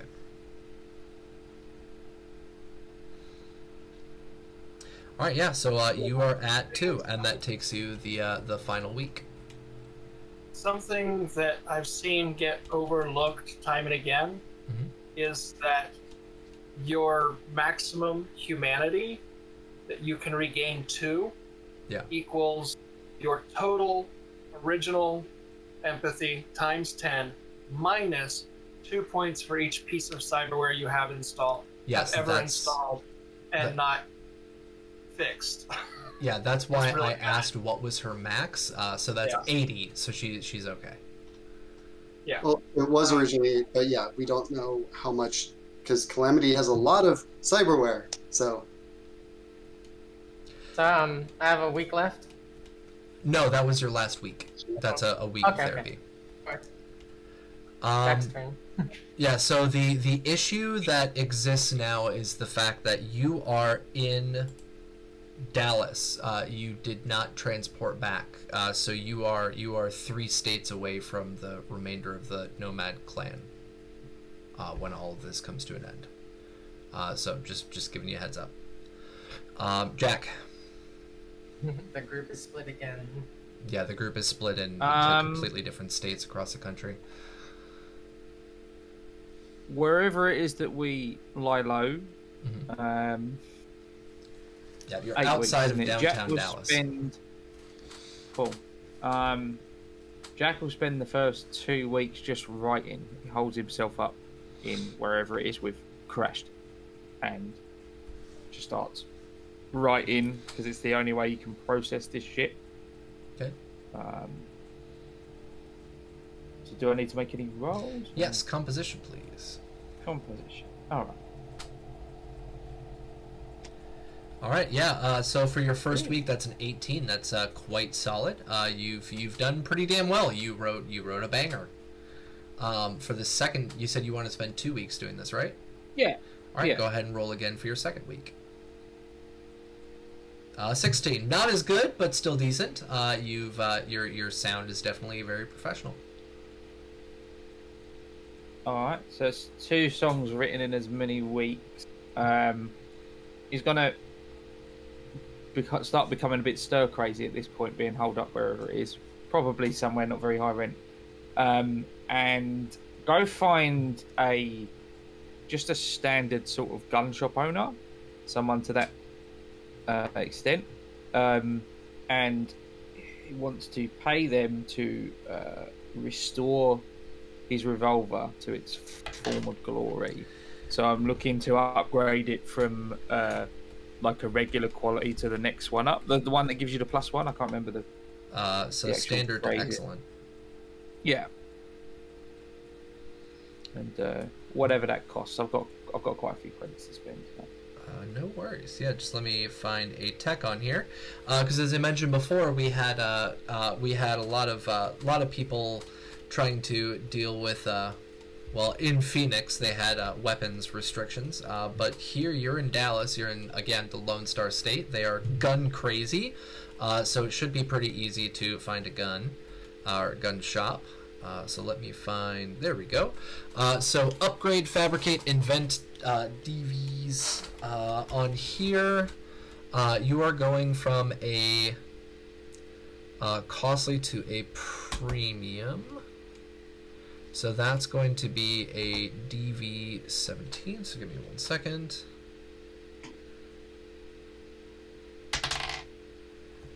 They're able to successfully do it for you. Go ahead and roll me 1d10, please. 1d10. Okay. And they're going to be charging you $500 to do this. Yeah, no worries, that's fine. But at the end of it, when the gun comes back to you, it literally looks like it just came out of a machining shop. It looks perfect. It's shiny. It's polished. It's perfectly functioning, and you now have an excellent quality pistol. Okay.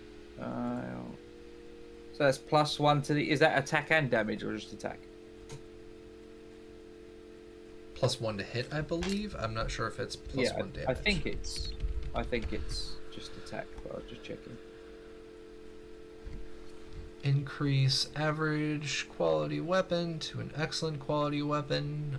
So that is that's an upgrade on here. So that's one of the upgrade slots that you're able to do for that weapon. Give me 1 second.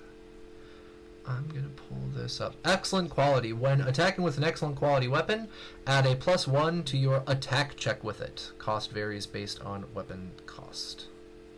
No worries. Yeah, that's fine then. That's cool. Yeah, so that'd be week 3. That actually only takes 1 day. That upgrade is only 1 day. Good lord. So you have 6 weeks. I will hire a net runner to look into Metacore and any possible links to research into cloning, as I stare at myself that I've now posed in an outfit of mine, like across a small coffee table from me. He's just sat like this with his arms on the seats, just to like prop his head up, some sellotape that I keep him stuck to the chair, and and I'll hire a net runner to look into, as I said, like Metacore and the I'm thinking with like 5 weeks and change to go, that's plenty of time for them to look into everything we're facing as a group, and then also the cloning stuff, the thing that I'm looking at. So what rank, what kind of level of a net runner do you want to hire in? Because this is something you guys actually haven't done before. This is kind of a cool little thing that I've done in the past, is that when we have our players, as a GM, when we have a player hiring in assistance, what I have my players do is I ask them, A, what rank ability do they want to try and achieve, and then we roll for that. And then B, what they do is they pay the rate for the hustle. So depending on what they want the individual to do and the role ability rank that they want, that's how much it costs. After paying for my ticket and the cost of refurbishing my gun, I currently am sitting on 2,850 credits. And also I want to check something I forgot to mention. Where's it gone? No, I actually don't need. I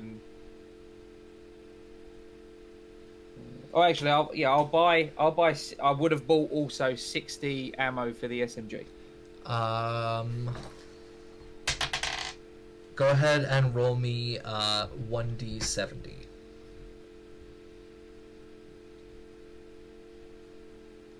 Come on, right.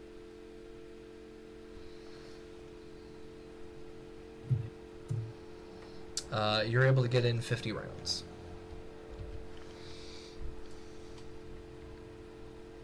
All right. Yep. No worries then. And how much is that? That would be, I believe it's 10 rounds, 10 eddies. So that'll be, what? 50 eddies. 50 eddies? Is that right? Yeah. Yep. Okay. Yeah. One eddy per round. That's fine then. Yeah. Cool. All right. Let me mark that off then. All right. So that leaves me with money. Yeah. I got 2,800 eddies left. And I'm quite willing to drop all of it because I've got nothing else to spend. My character build does not rely on cyberware.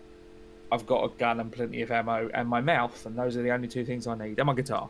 So I am quite willing to drop the eddies to start looking into this on behalf of the group.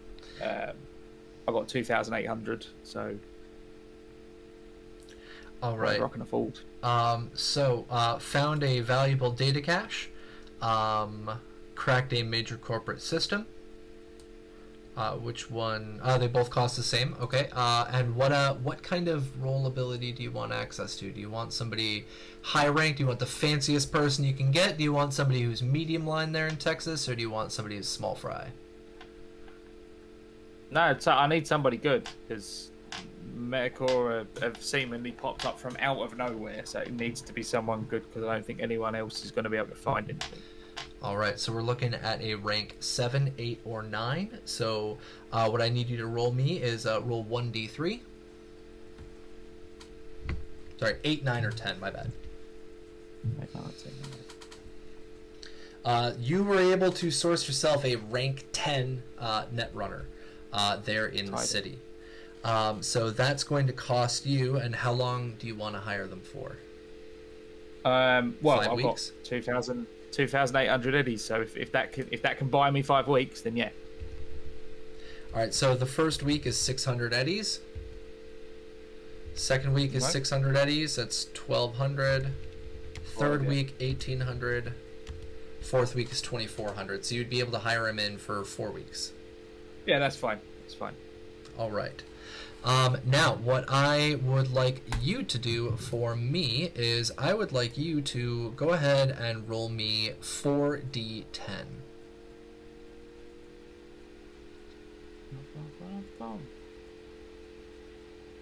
What I'm doing right now, ladies and gentlemen, in our audience, I am actually now combining different roles together because this is how I've done this in the past.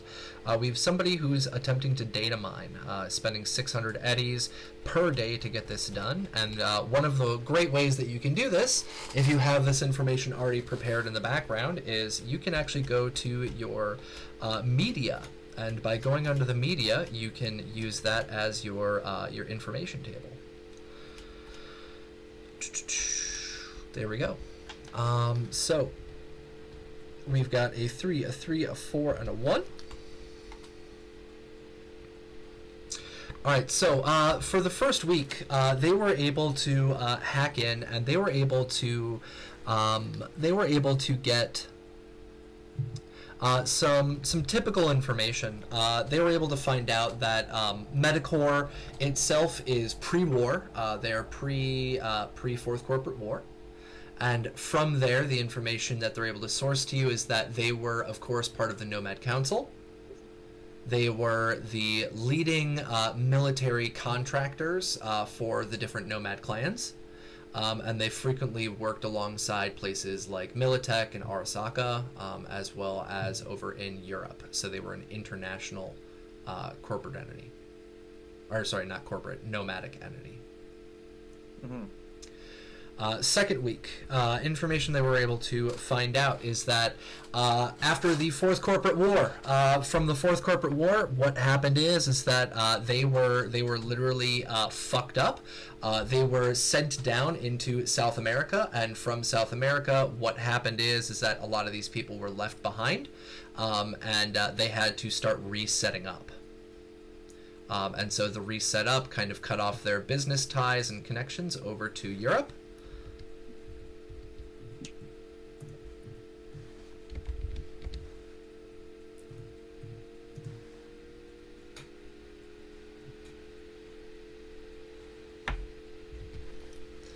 Now the third week they're able to find out a lot more information. So this was the good. That's the fourth week. So the third week, the information they're able to source in is the fact that they are now mostly working between South America, Central America, and North America. So they are actively trading between Canada all the way down to Peru. So they trade all up and down the United States, Canada, Mexico, the peninsulas, all of that throughout the area. And they also have access to the Gulf of California, the Gulf of Mexico, and some Atlantic and Pacific trading. That final week, though, this is the important one. So what happened during this week is they gave you a piece of confirmation that you guys had been working for and looking for. On our map, it says origin with question mark. They are able to crack into a finalized database, and they are able to give you a specific location. The specific location is literally a flotilla out on the Gulf of Mexico. That has been utilized as a floating city for Metacore. This is their headquarters, their major trading hub, and they are actively breaking international protocol and working with arms dealers globally, including Arasaka, which has been banned in North America. They're working with Biotechnica, Petrochem, and even with Ziggurat. So they're working with all of these major corporations, transportation, smuggling, weapons manufacturing. They've got their hands in every single pie. And the location that they give you is just outside of where it had been speculated. And I'm going to pop that down here for you. It's just outside where it had been speculated. That location is right here. Let me fill that in. Just east of Monterey. All right. And so they have a literal floating city. Okay.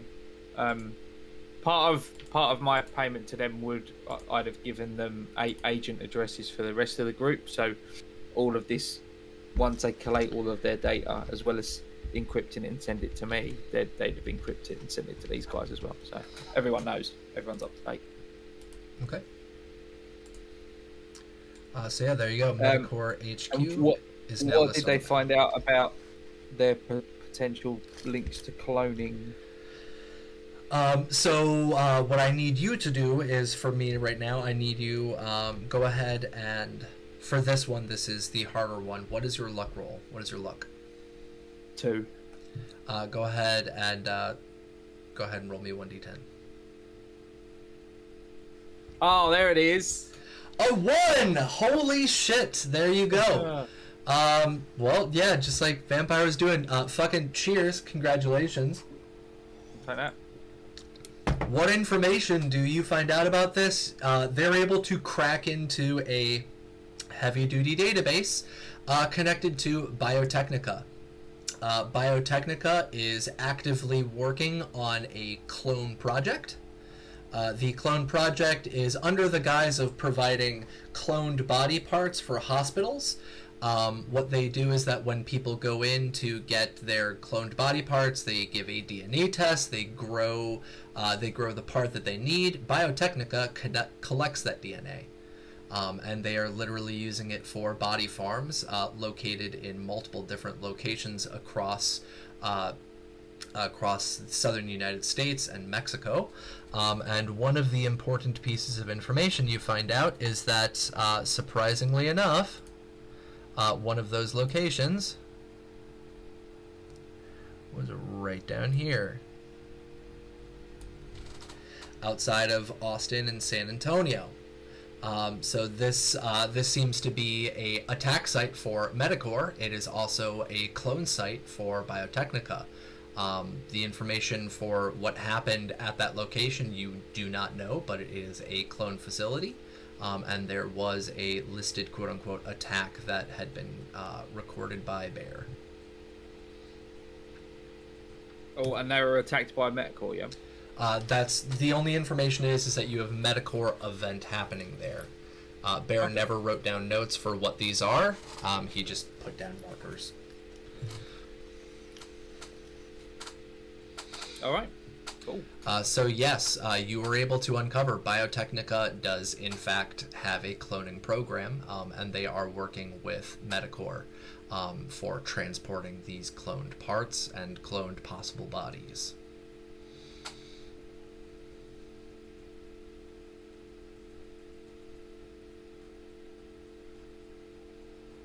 Okay, and I will spend, well, Jack will spend his final week making sure Calamity is in a good state of mind, I think. Is there anything I can do to assist with that? Not being a trained therapist at all. But you need friends as well. Hugs and social support? Yeah, we braid each other's hair and gossip about boys. That sounds wonderful. Sweet. And what I'll actually have you do on there, this is something that I know me as being kind of a slightly hardcore DM when it comes to some of these rules and stuff. One of the issues when it comes to loss of humanity is, of course, those trauma events. So hold on one second. No, not trauma team. Let me find this location. There we go. So mental trauma on page number 231. Adding cyberware is one way that you can have humanity loss, but you can also have humanity loss from different types of trauma. Traumatic physical incidents, traumatic mental incidents, long-term mental stress, and long-term environmental stress. What I'm going to have you do is that you are not having a traumatic mental incident with Calamity. Instead, you are working your best to try and be a at-home therapist without being an actual therapist. And so I'm going to give you a chance right now. You can roll me 1d6. Roll me 1d6. You are able to bring both yourself and Calamity 3 points of humanity gain over the course of that week. Okay, cool. Just being a supportive, good, solid friend, braiding her hair and gossiping about boys. 3 humanity gain. So there you go. Awesome. All right. Yeah, cool. And the reason that I'm doing this, actually, after discussing this quite a bit with several of our team members, and even with Stinkpalm, is that humanity and trauma and all of that jazz in Cyberpunk Red, humanity, trauma, humanity loss in Cyberpunk Red, it's kind of harsh. It's also very difficult to regain. Just being a decent fucking human being is a good way to regain your humanity. So, yeah. There you go, 1d6. A nice week of being a kind person. So yeah, that wraps Jack up and Calamity up. Now, last but not least, we have very patiently sitting there at the bottom of our rolls here, Domino. Domino, you hand over your car keys, and you see Calamity and Jack leave. Mojo returns back with the car later that day, but they are gone, and you do not see them again. You also don't see where T-Bar went. He leaves for several weeks as well, so you're there at the camp, mostly just with Remy and with Mojo, and these new people that Mojo is slowly bringing in from outside the camp. Fleeing Las Vegas. So you have 8 weeks. What the heck are you doing for 8 weeks? So for the first week, as appreciative as I am for Remy helping rebuild my car, because it is a Nomad car and we do need that for the crew, I I realize that at this point, with how much I've done for our remnants of a clan, there's this really big, armored, angry Wolverine thing that I'm pretty confident I can control now. So once Remy gets... I spend that first week, as Remy's putting my old car back together, I'm pulling some components out of it, but not damaging it, basically my upgrades to it, and transitioning them over to the Wolverine. I do leave one upgrade in there because we'll get to that in a moment. But, so yeah, I make the Wolverine mine. Right. And while doing so, one of the things I want to do is I'm tired of not having a comfortable place to sleep and my vehicle, and so I make sure to the first thing I do is I move the safety harnesses over because, again, I think I drive fairly well. I don't cause too many accidents, but I want to make sure that if somebody else on the road tries to hit me or damage me, that my passengers and I are going to be okay. So I move the safety harnesses over, and I'm tired of bullets flying through my goddamn windows. So, I mean, this is an armored vehicle anyways, so I'm going to put metal slats over the windows and make sure that I do that twice because I want to make sure they're durable enough to make sure that bullets don't get through easily. And as I said, I'm tired of... Look, having gone... I still have bad memories of not being able to sleep for almost a week very well. So I turned the back of this APC into my new home. And so it can go anywhere and everywhere with me, and I can get a nice, happy rest. And just to make sure that nobody's able to steal it or anything like that, I want to make sure to put some security upgrades in there, and I make sure that it's it uses... My finger can make sure the door's open, but nobody else's can. Okay. And lastly, because it doesn't really specify whether or not it has one, just because with rolling hills and everything, I figure out a way and get Remy's help moving the roll cage over to make it have more SPP. And I make that mine. So Domino now has an APC that he can drive everybody around in.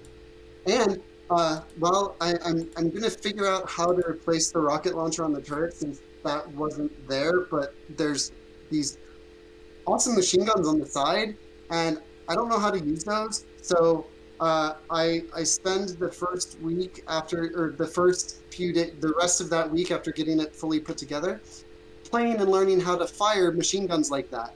Not that I'll be able to right now because I don't have, it's not worth finding and sourcing an AI to put in there. I mean, we don't know any fixers.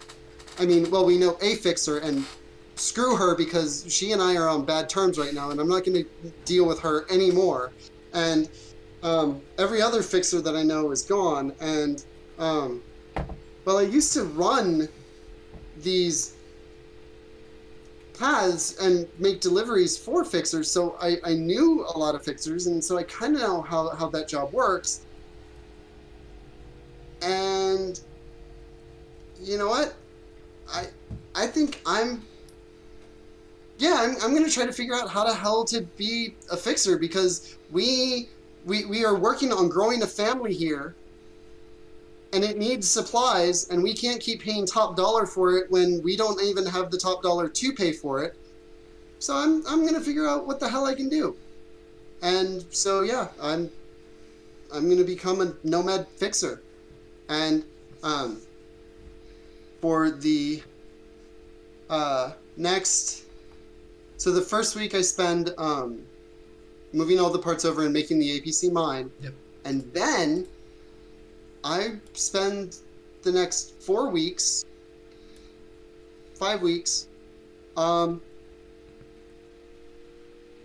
doing odd jobs as a fixer. Okay. So yeah, you have 7 weeks. You want to do how many weeks as a fixer? 4. 4. All right. So what I'd like you to do is go ahead and roll me 4d6. And what is your rank ability now that you drop in your AP, or sorry, not your AP, your IP on it? 1. 1. Awesome. All right. I'm a rank 1 fixer. Awesome. So you on your very first week, you land moderate success. Oh, sorry, that's exact. You got a media, some information for a good bribe. For this, what I'm going to have you do during that week is you were able to get some information out to Ben Zeiton that helped write up that article about Jack's death. Sourced in some photos that Jack had taken while he was up on stage, some selfies for that RIP articles and the epitaph and all that fun stuff. So And you at least 2 or 3 pictures that I took while Jack was passed out and he didn't see me. Just so that they have a picture of a body. whatever works, yeah. So that's 200 eddies. Second week, you helped a local client locate a desirable item, and you got a small cut from that, and that was 200 eddies. So it's another 200. Okay. Third week, you brought in a rare, illegal, or very hard item to get for a client. You helped bring in some ammo and some guns, and shortly after that, the people that you delivered it to, that was Mojo's bust. So you brought in some weapons and some ammo, and Mojo busted the guy you sent it over to. But both of you made cash from it, so woo! So you made 300 eddies from that. And your very last week, you started sending out a little bit more information to Ben Zeiton, just trying to make sure everything was nice and clear. And so you made another 200 eddies. So for those 4 weeks of work, 900 eddies. Okay. And then when I have a moment, once Mojo is returned with the key, I'm like, all right, hey Mojo, come with me. I have an idea. Where's Winner? And we go over to Winner, and I'm like, okay, since you're new here and you want to join the family, we want to welcome you. We don't have a lot, so we can't give these to everybody, but since you've shown some initiative and capacity to do stuff, I'm gonna give you these keys. This is your first Nomad vehicle. Good boy. Good kid. Don't break it, or Remy will kill you. And I pass my old car off to Winter. All right. So you made 900 eddies, and you're passing off your car to Winter. So what happens for this? Well, Mojo, it's your lawmen. Normally they would roll up in a police cruiser. Now they would be rolling up in a Bloaty's Pizza Hog pizza delivery truck or car. Is that what you want them to roll up in? Rock and roll. All right. Undercover. There you go. So you've got some undercover cops now. No longer do they look like police officers rolling up. They look like they're making a pizza delivery, and they come out guns blazing. And so I'm starting to feel a little bit more confident with my ability to make trades and deals. I mean, they're not great yet. They won't be great for a while, but I'm feeling it out, and I start taking orders for the different group and trying to send our other baby lawmen out, or baby nomads out, to try to do stuff. But there's this itch at the back of my head, and gotta get that Bloaties. No, not that itch. I'm loving the new family and what we're trying to build, but I still don't have the rest of my family. And I know they're out there, and maybe some of the contacts that I've made now, maybe Ben, I don't know who, but I want to confirm, because we've only heard rumors that they're going to be over in this prison thing, maybe. We did hear that one of them is definitively there, but we haven't heard about the rest. I want to spend the next week fully researching that And because I want to gather a little bit of information before I go to Mojo, to get some help with stuff a little bit later. So I want to spend a week preparing first.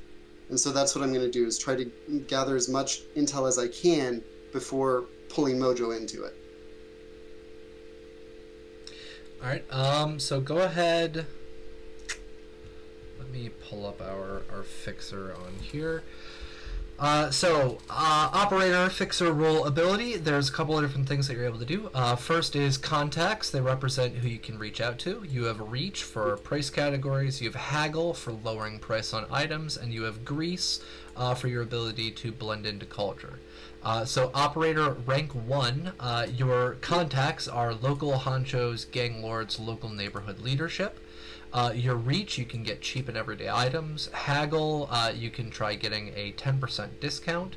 And grease, you know the cultural ins and outs of your immediate neighborhood, including all local gangs, so that would be over there in Phoenix.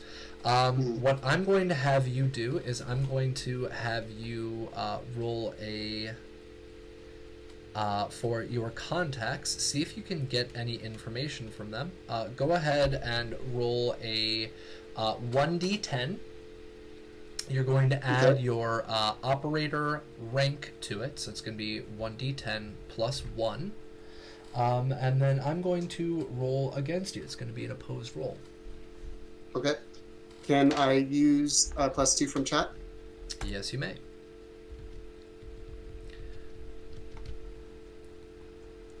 This is our first use of a +2. My God, we've had these stacked up for a while. Kingy Potato, 2 hours ago. Thank you, sir. Thank you very much, Kingy Potato. You got me a 9. All right, and then I roll a 1d10.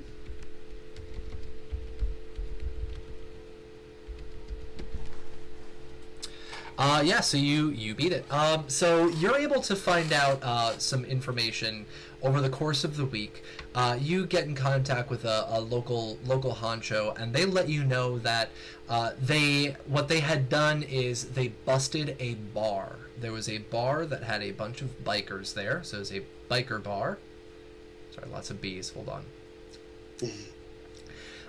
Metacore busted a biker bar in downtown Phoenix after the attacks on Night City, and that is when the family members that you had got captured. Over the course of that time, they were arrested, their vehicles were impounded and sent out to that junkyard where you had recovered one, I believe. And nobody has touched it since. It's now been sitting there gathering dust for 2 months. They were there. The issue is this. I'm very, very sorry to say, but this was actually one of those timed quest thingies, and you guys had 4 weeks, and it has now been almost 9 weeks since that timed quest had started. They are no longer in the city. So you know that about 5 weeks ago they were sent out of the city. Fucking Vegas. Alright. Any idea where they went? What is your luck score? 4. Go ahead and roll me 1d10.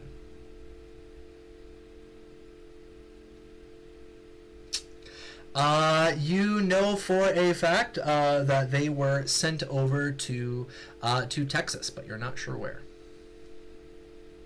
Alright. Then, If you'd gotten a 3, I would have given you a city. I'm sorry. That's okay. So I know they're in Texas. I have how many weeks left? 1. 1? Perfect. Hey, what? So it's about this time that we would have gotten the information packet from Jack's Netrunners. Uh-huh. Runner. So we may have some awareness of where they are. I'm not sure if Jack mentioned that or not. Everything I know, you know.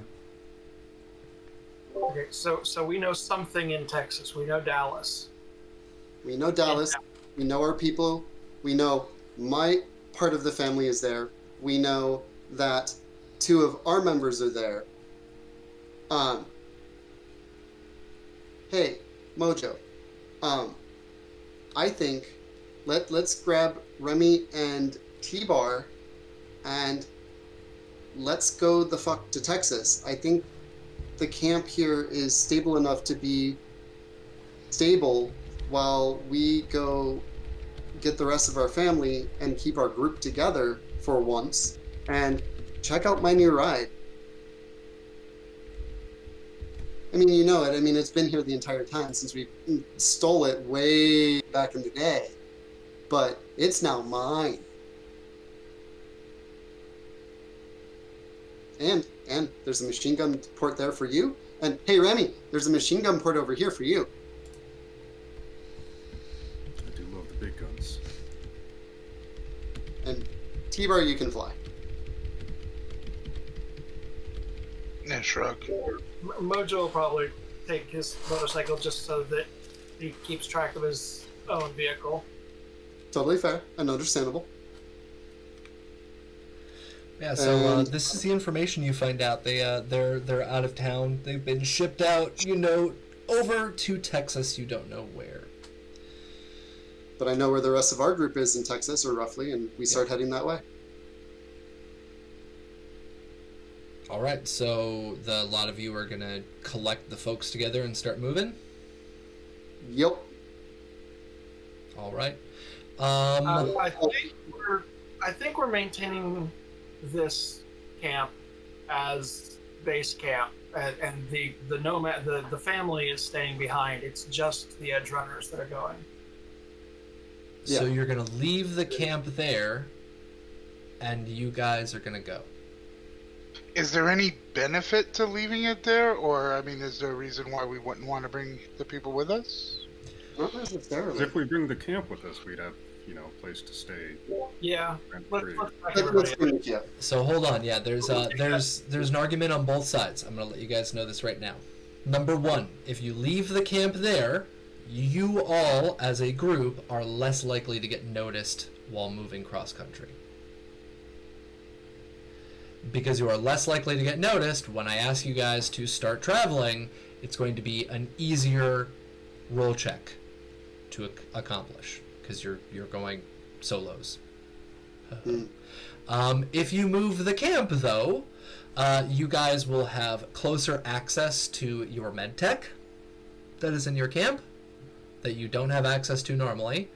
You will also have access to a place to sleep because otherwise the only places that have direct access for sleep are T-Bar in the back of his AV and Domino in the back of his APC.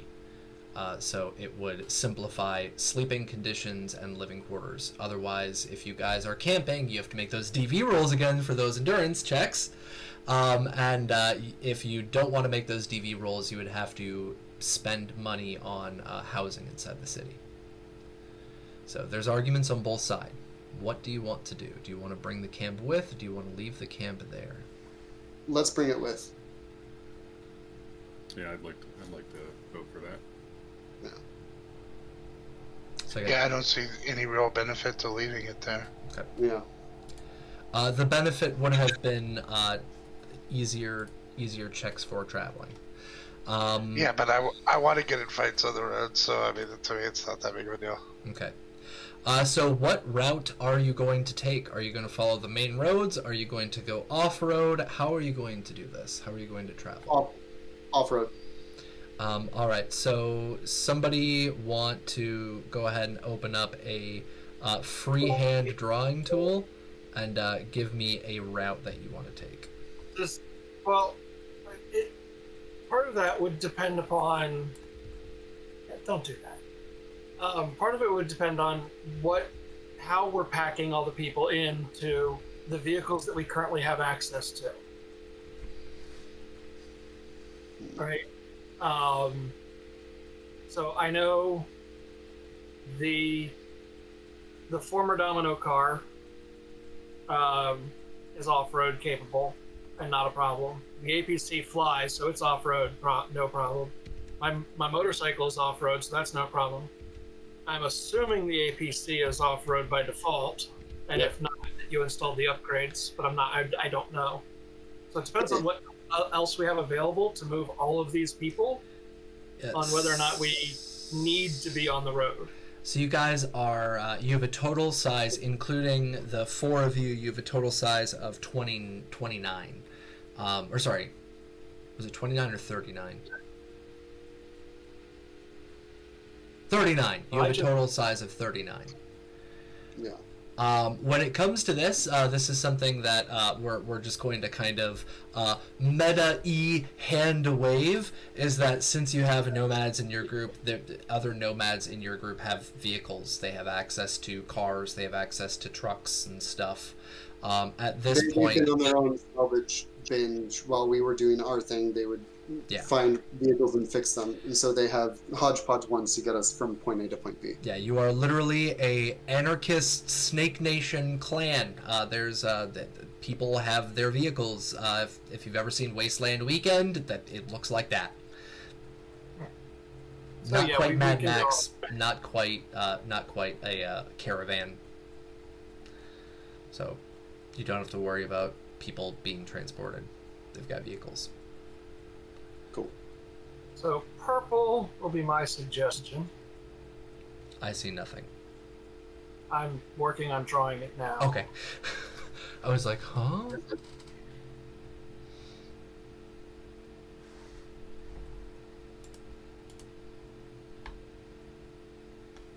Purple I is was my thinking about multi-classing to fixer before Domino did, but now I think I really want to multi-class to executive. Ooh. You know what Mixing an in the exec nomad does, right? I don't know. I was thinking I've been working for Medicorp for like a couple months now. Like that, I'm getting executived. Well, for an executive nomad, this is actually something that was a little bit discussed on one of Rob's streams in the past. Nomads are the ones that do transportation. So you become the executive that starts handling transportation and contracts and routes and dealing with clients. So if you want to multi-class, go for it. The idea of T-Bar being like having an assistant. Coked out executive with an assistant. Yeah, he's like what's it, Glenn Close in The Devil Wears Prada, but a pilot. It's perfectly into our anarchist nomadic lifestyle as Snake Nation. I was more so thinking of like Matthew McConaughey, just gotta get those numbers up, gotta get those numbers up. Yeah. I'm on board with Mojo's path. Start doing the thing. I think that's solid. I don't see any I'm purple. open for. It's not purple, it's greenish. It's like an off-green blue. Oh, it's supposed to be purple. Whatever. I mean, I'm fine with whatever route they take, really, because I'm flying, so it doesn't really matter to me. All right. Remy, you got shotgun with one of the machine guns? But that wouldn't be shotgun though. It's a port. It's close enough. It's a port. Yeah. All right, so It's better than shotgun because it's a heavy machine gun. yes. This is going to be the last set of rolls for our session because we are winding down here. T-Bar, I need you to roll me 1d10. Mojo 1d10. And Domino 1d10.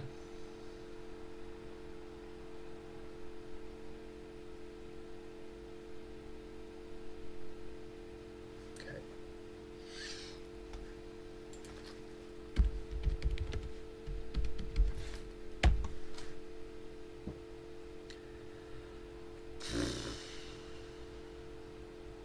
All right. So it looks like on here, T-Bar, Domino, both of you are able to get yourselves cross-country quite without incident. But it looks as if Mojo runs into some issues and difficulties. And so when we come back next week, we are going to start off our session taking a look at what exactly does Mojo have to face down during his cross-country travels. And then we will be reuniting our Snake Nation clan just outside of Dallas. So, ladies and gentlemen, everybody in our audience, thank you so much for sticking by. I know this was a mostly RP session, mostly plans, and mostly mechanics and going through all of this. But just like Rob has done in the past, like those round table sessions, these are important sessions to have. Every single group kind of needs something like this. It also gives everybody a chance to flesh out their own characters a little bit more. Learning about T-Bar wanting to become an executive. Learning about Domino wanting to become a fixer. Learning about our lawman getting further ingratiated into the police forces. Learning about our tech here, literally going after anything that he can when it comes to trying to build and fix things. Learning about our wonderful Rocker Boy, trying to do everything he can to do research, but also trying to cheer up his pal Calamity, and learning about our solo here, multi-classing further and getting into not only the solo but the tech stuff, fixing things up and rolling everything around. These are important parts of every TTRPG experience. And so what happens right now, Violent Neon just redeemed a player receives call or holotape. When we start up our session next week, we will start up our session with Mojo and then follow up with a holotape or phone call. So ladies and gentlemen in our audience and players here at the table, thank you very much. It's been an awesome little build-up session trying to get through everything and learning a bunch of information.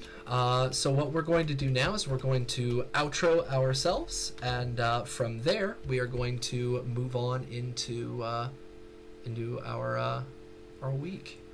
So Violent Neon, go ahead and start us off.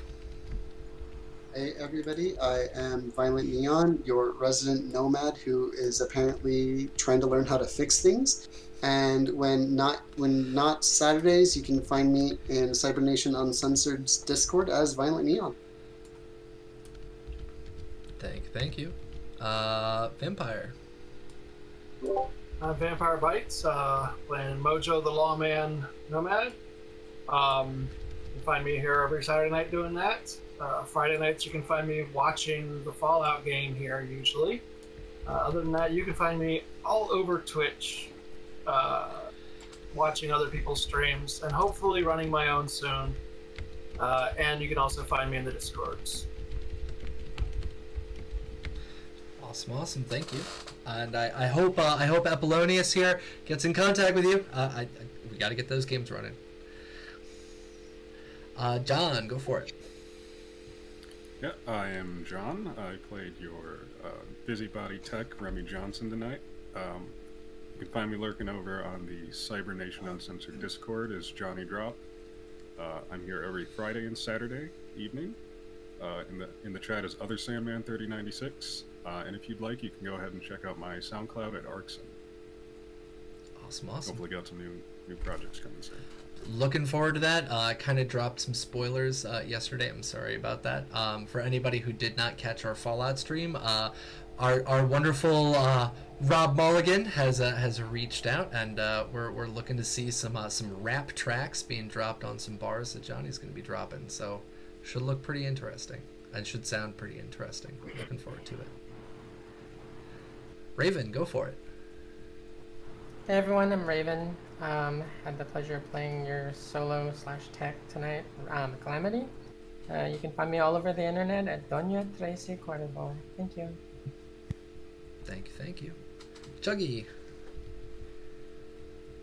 Hey, I'm Chuggy. You can catch me here every Saturday playing T-Bar the Nomad, and over the weekend you can catch me playing D&D at Chuggy305 on Twitch.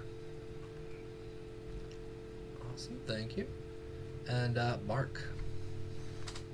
Yeah, Captain Mark 87 on the Discord and on the Cybernation Uncensored Discord if you want to ping me on there. You can find me here every Saturday, every Friday as well for the Fallout game, and on Sundays over at twitch.tv/Heroes in Theory. And if you are looking for something else to go watch now, Ellen Graham, who is on one of the Cyberpunk games in the streak, has during the week on this channel has just joined the cast as a regular for the foreseeable future on our Saturday game. So she's over there right now debuting her new Warforged character. I don't know if you've ever seen her stream before. Kind of goes over the top with the cosplay. It's awesome. She always goes all out. So yeah, go check that out after we close out here. Awesome. Thank you. And ladies and gentlemen, thank you very much for joining us. Today was, for me, very mind-bending session, jumping all over our supplements and all over our core rulebook, but it's still been very interesting, and I'm looking forward to seeing where all of this leads out to.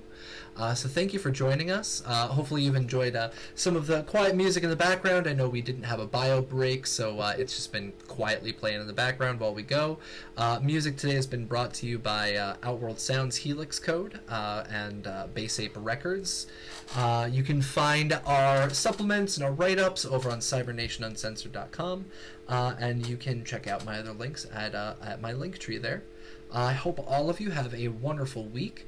Look forward to this upcoming week. We're going to have our Thank God It's Fallout Friday coming around again next Friday for Rob Mulligan's game first, our game second, and then we will be back here next Saturday with Cyberpunk Goes Nomad, continuing on into Season 3 as we move into Texas, the Lone Star State. So, folks, have a good one. We'll see you next week. Bye.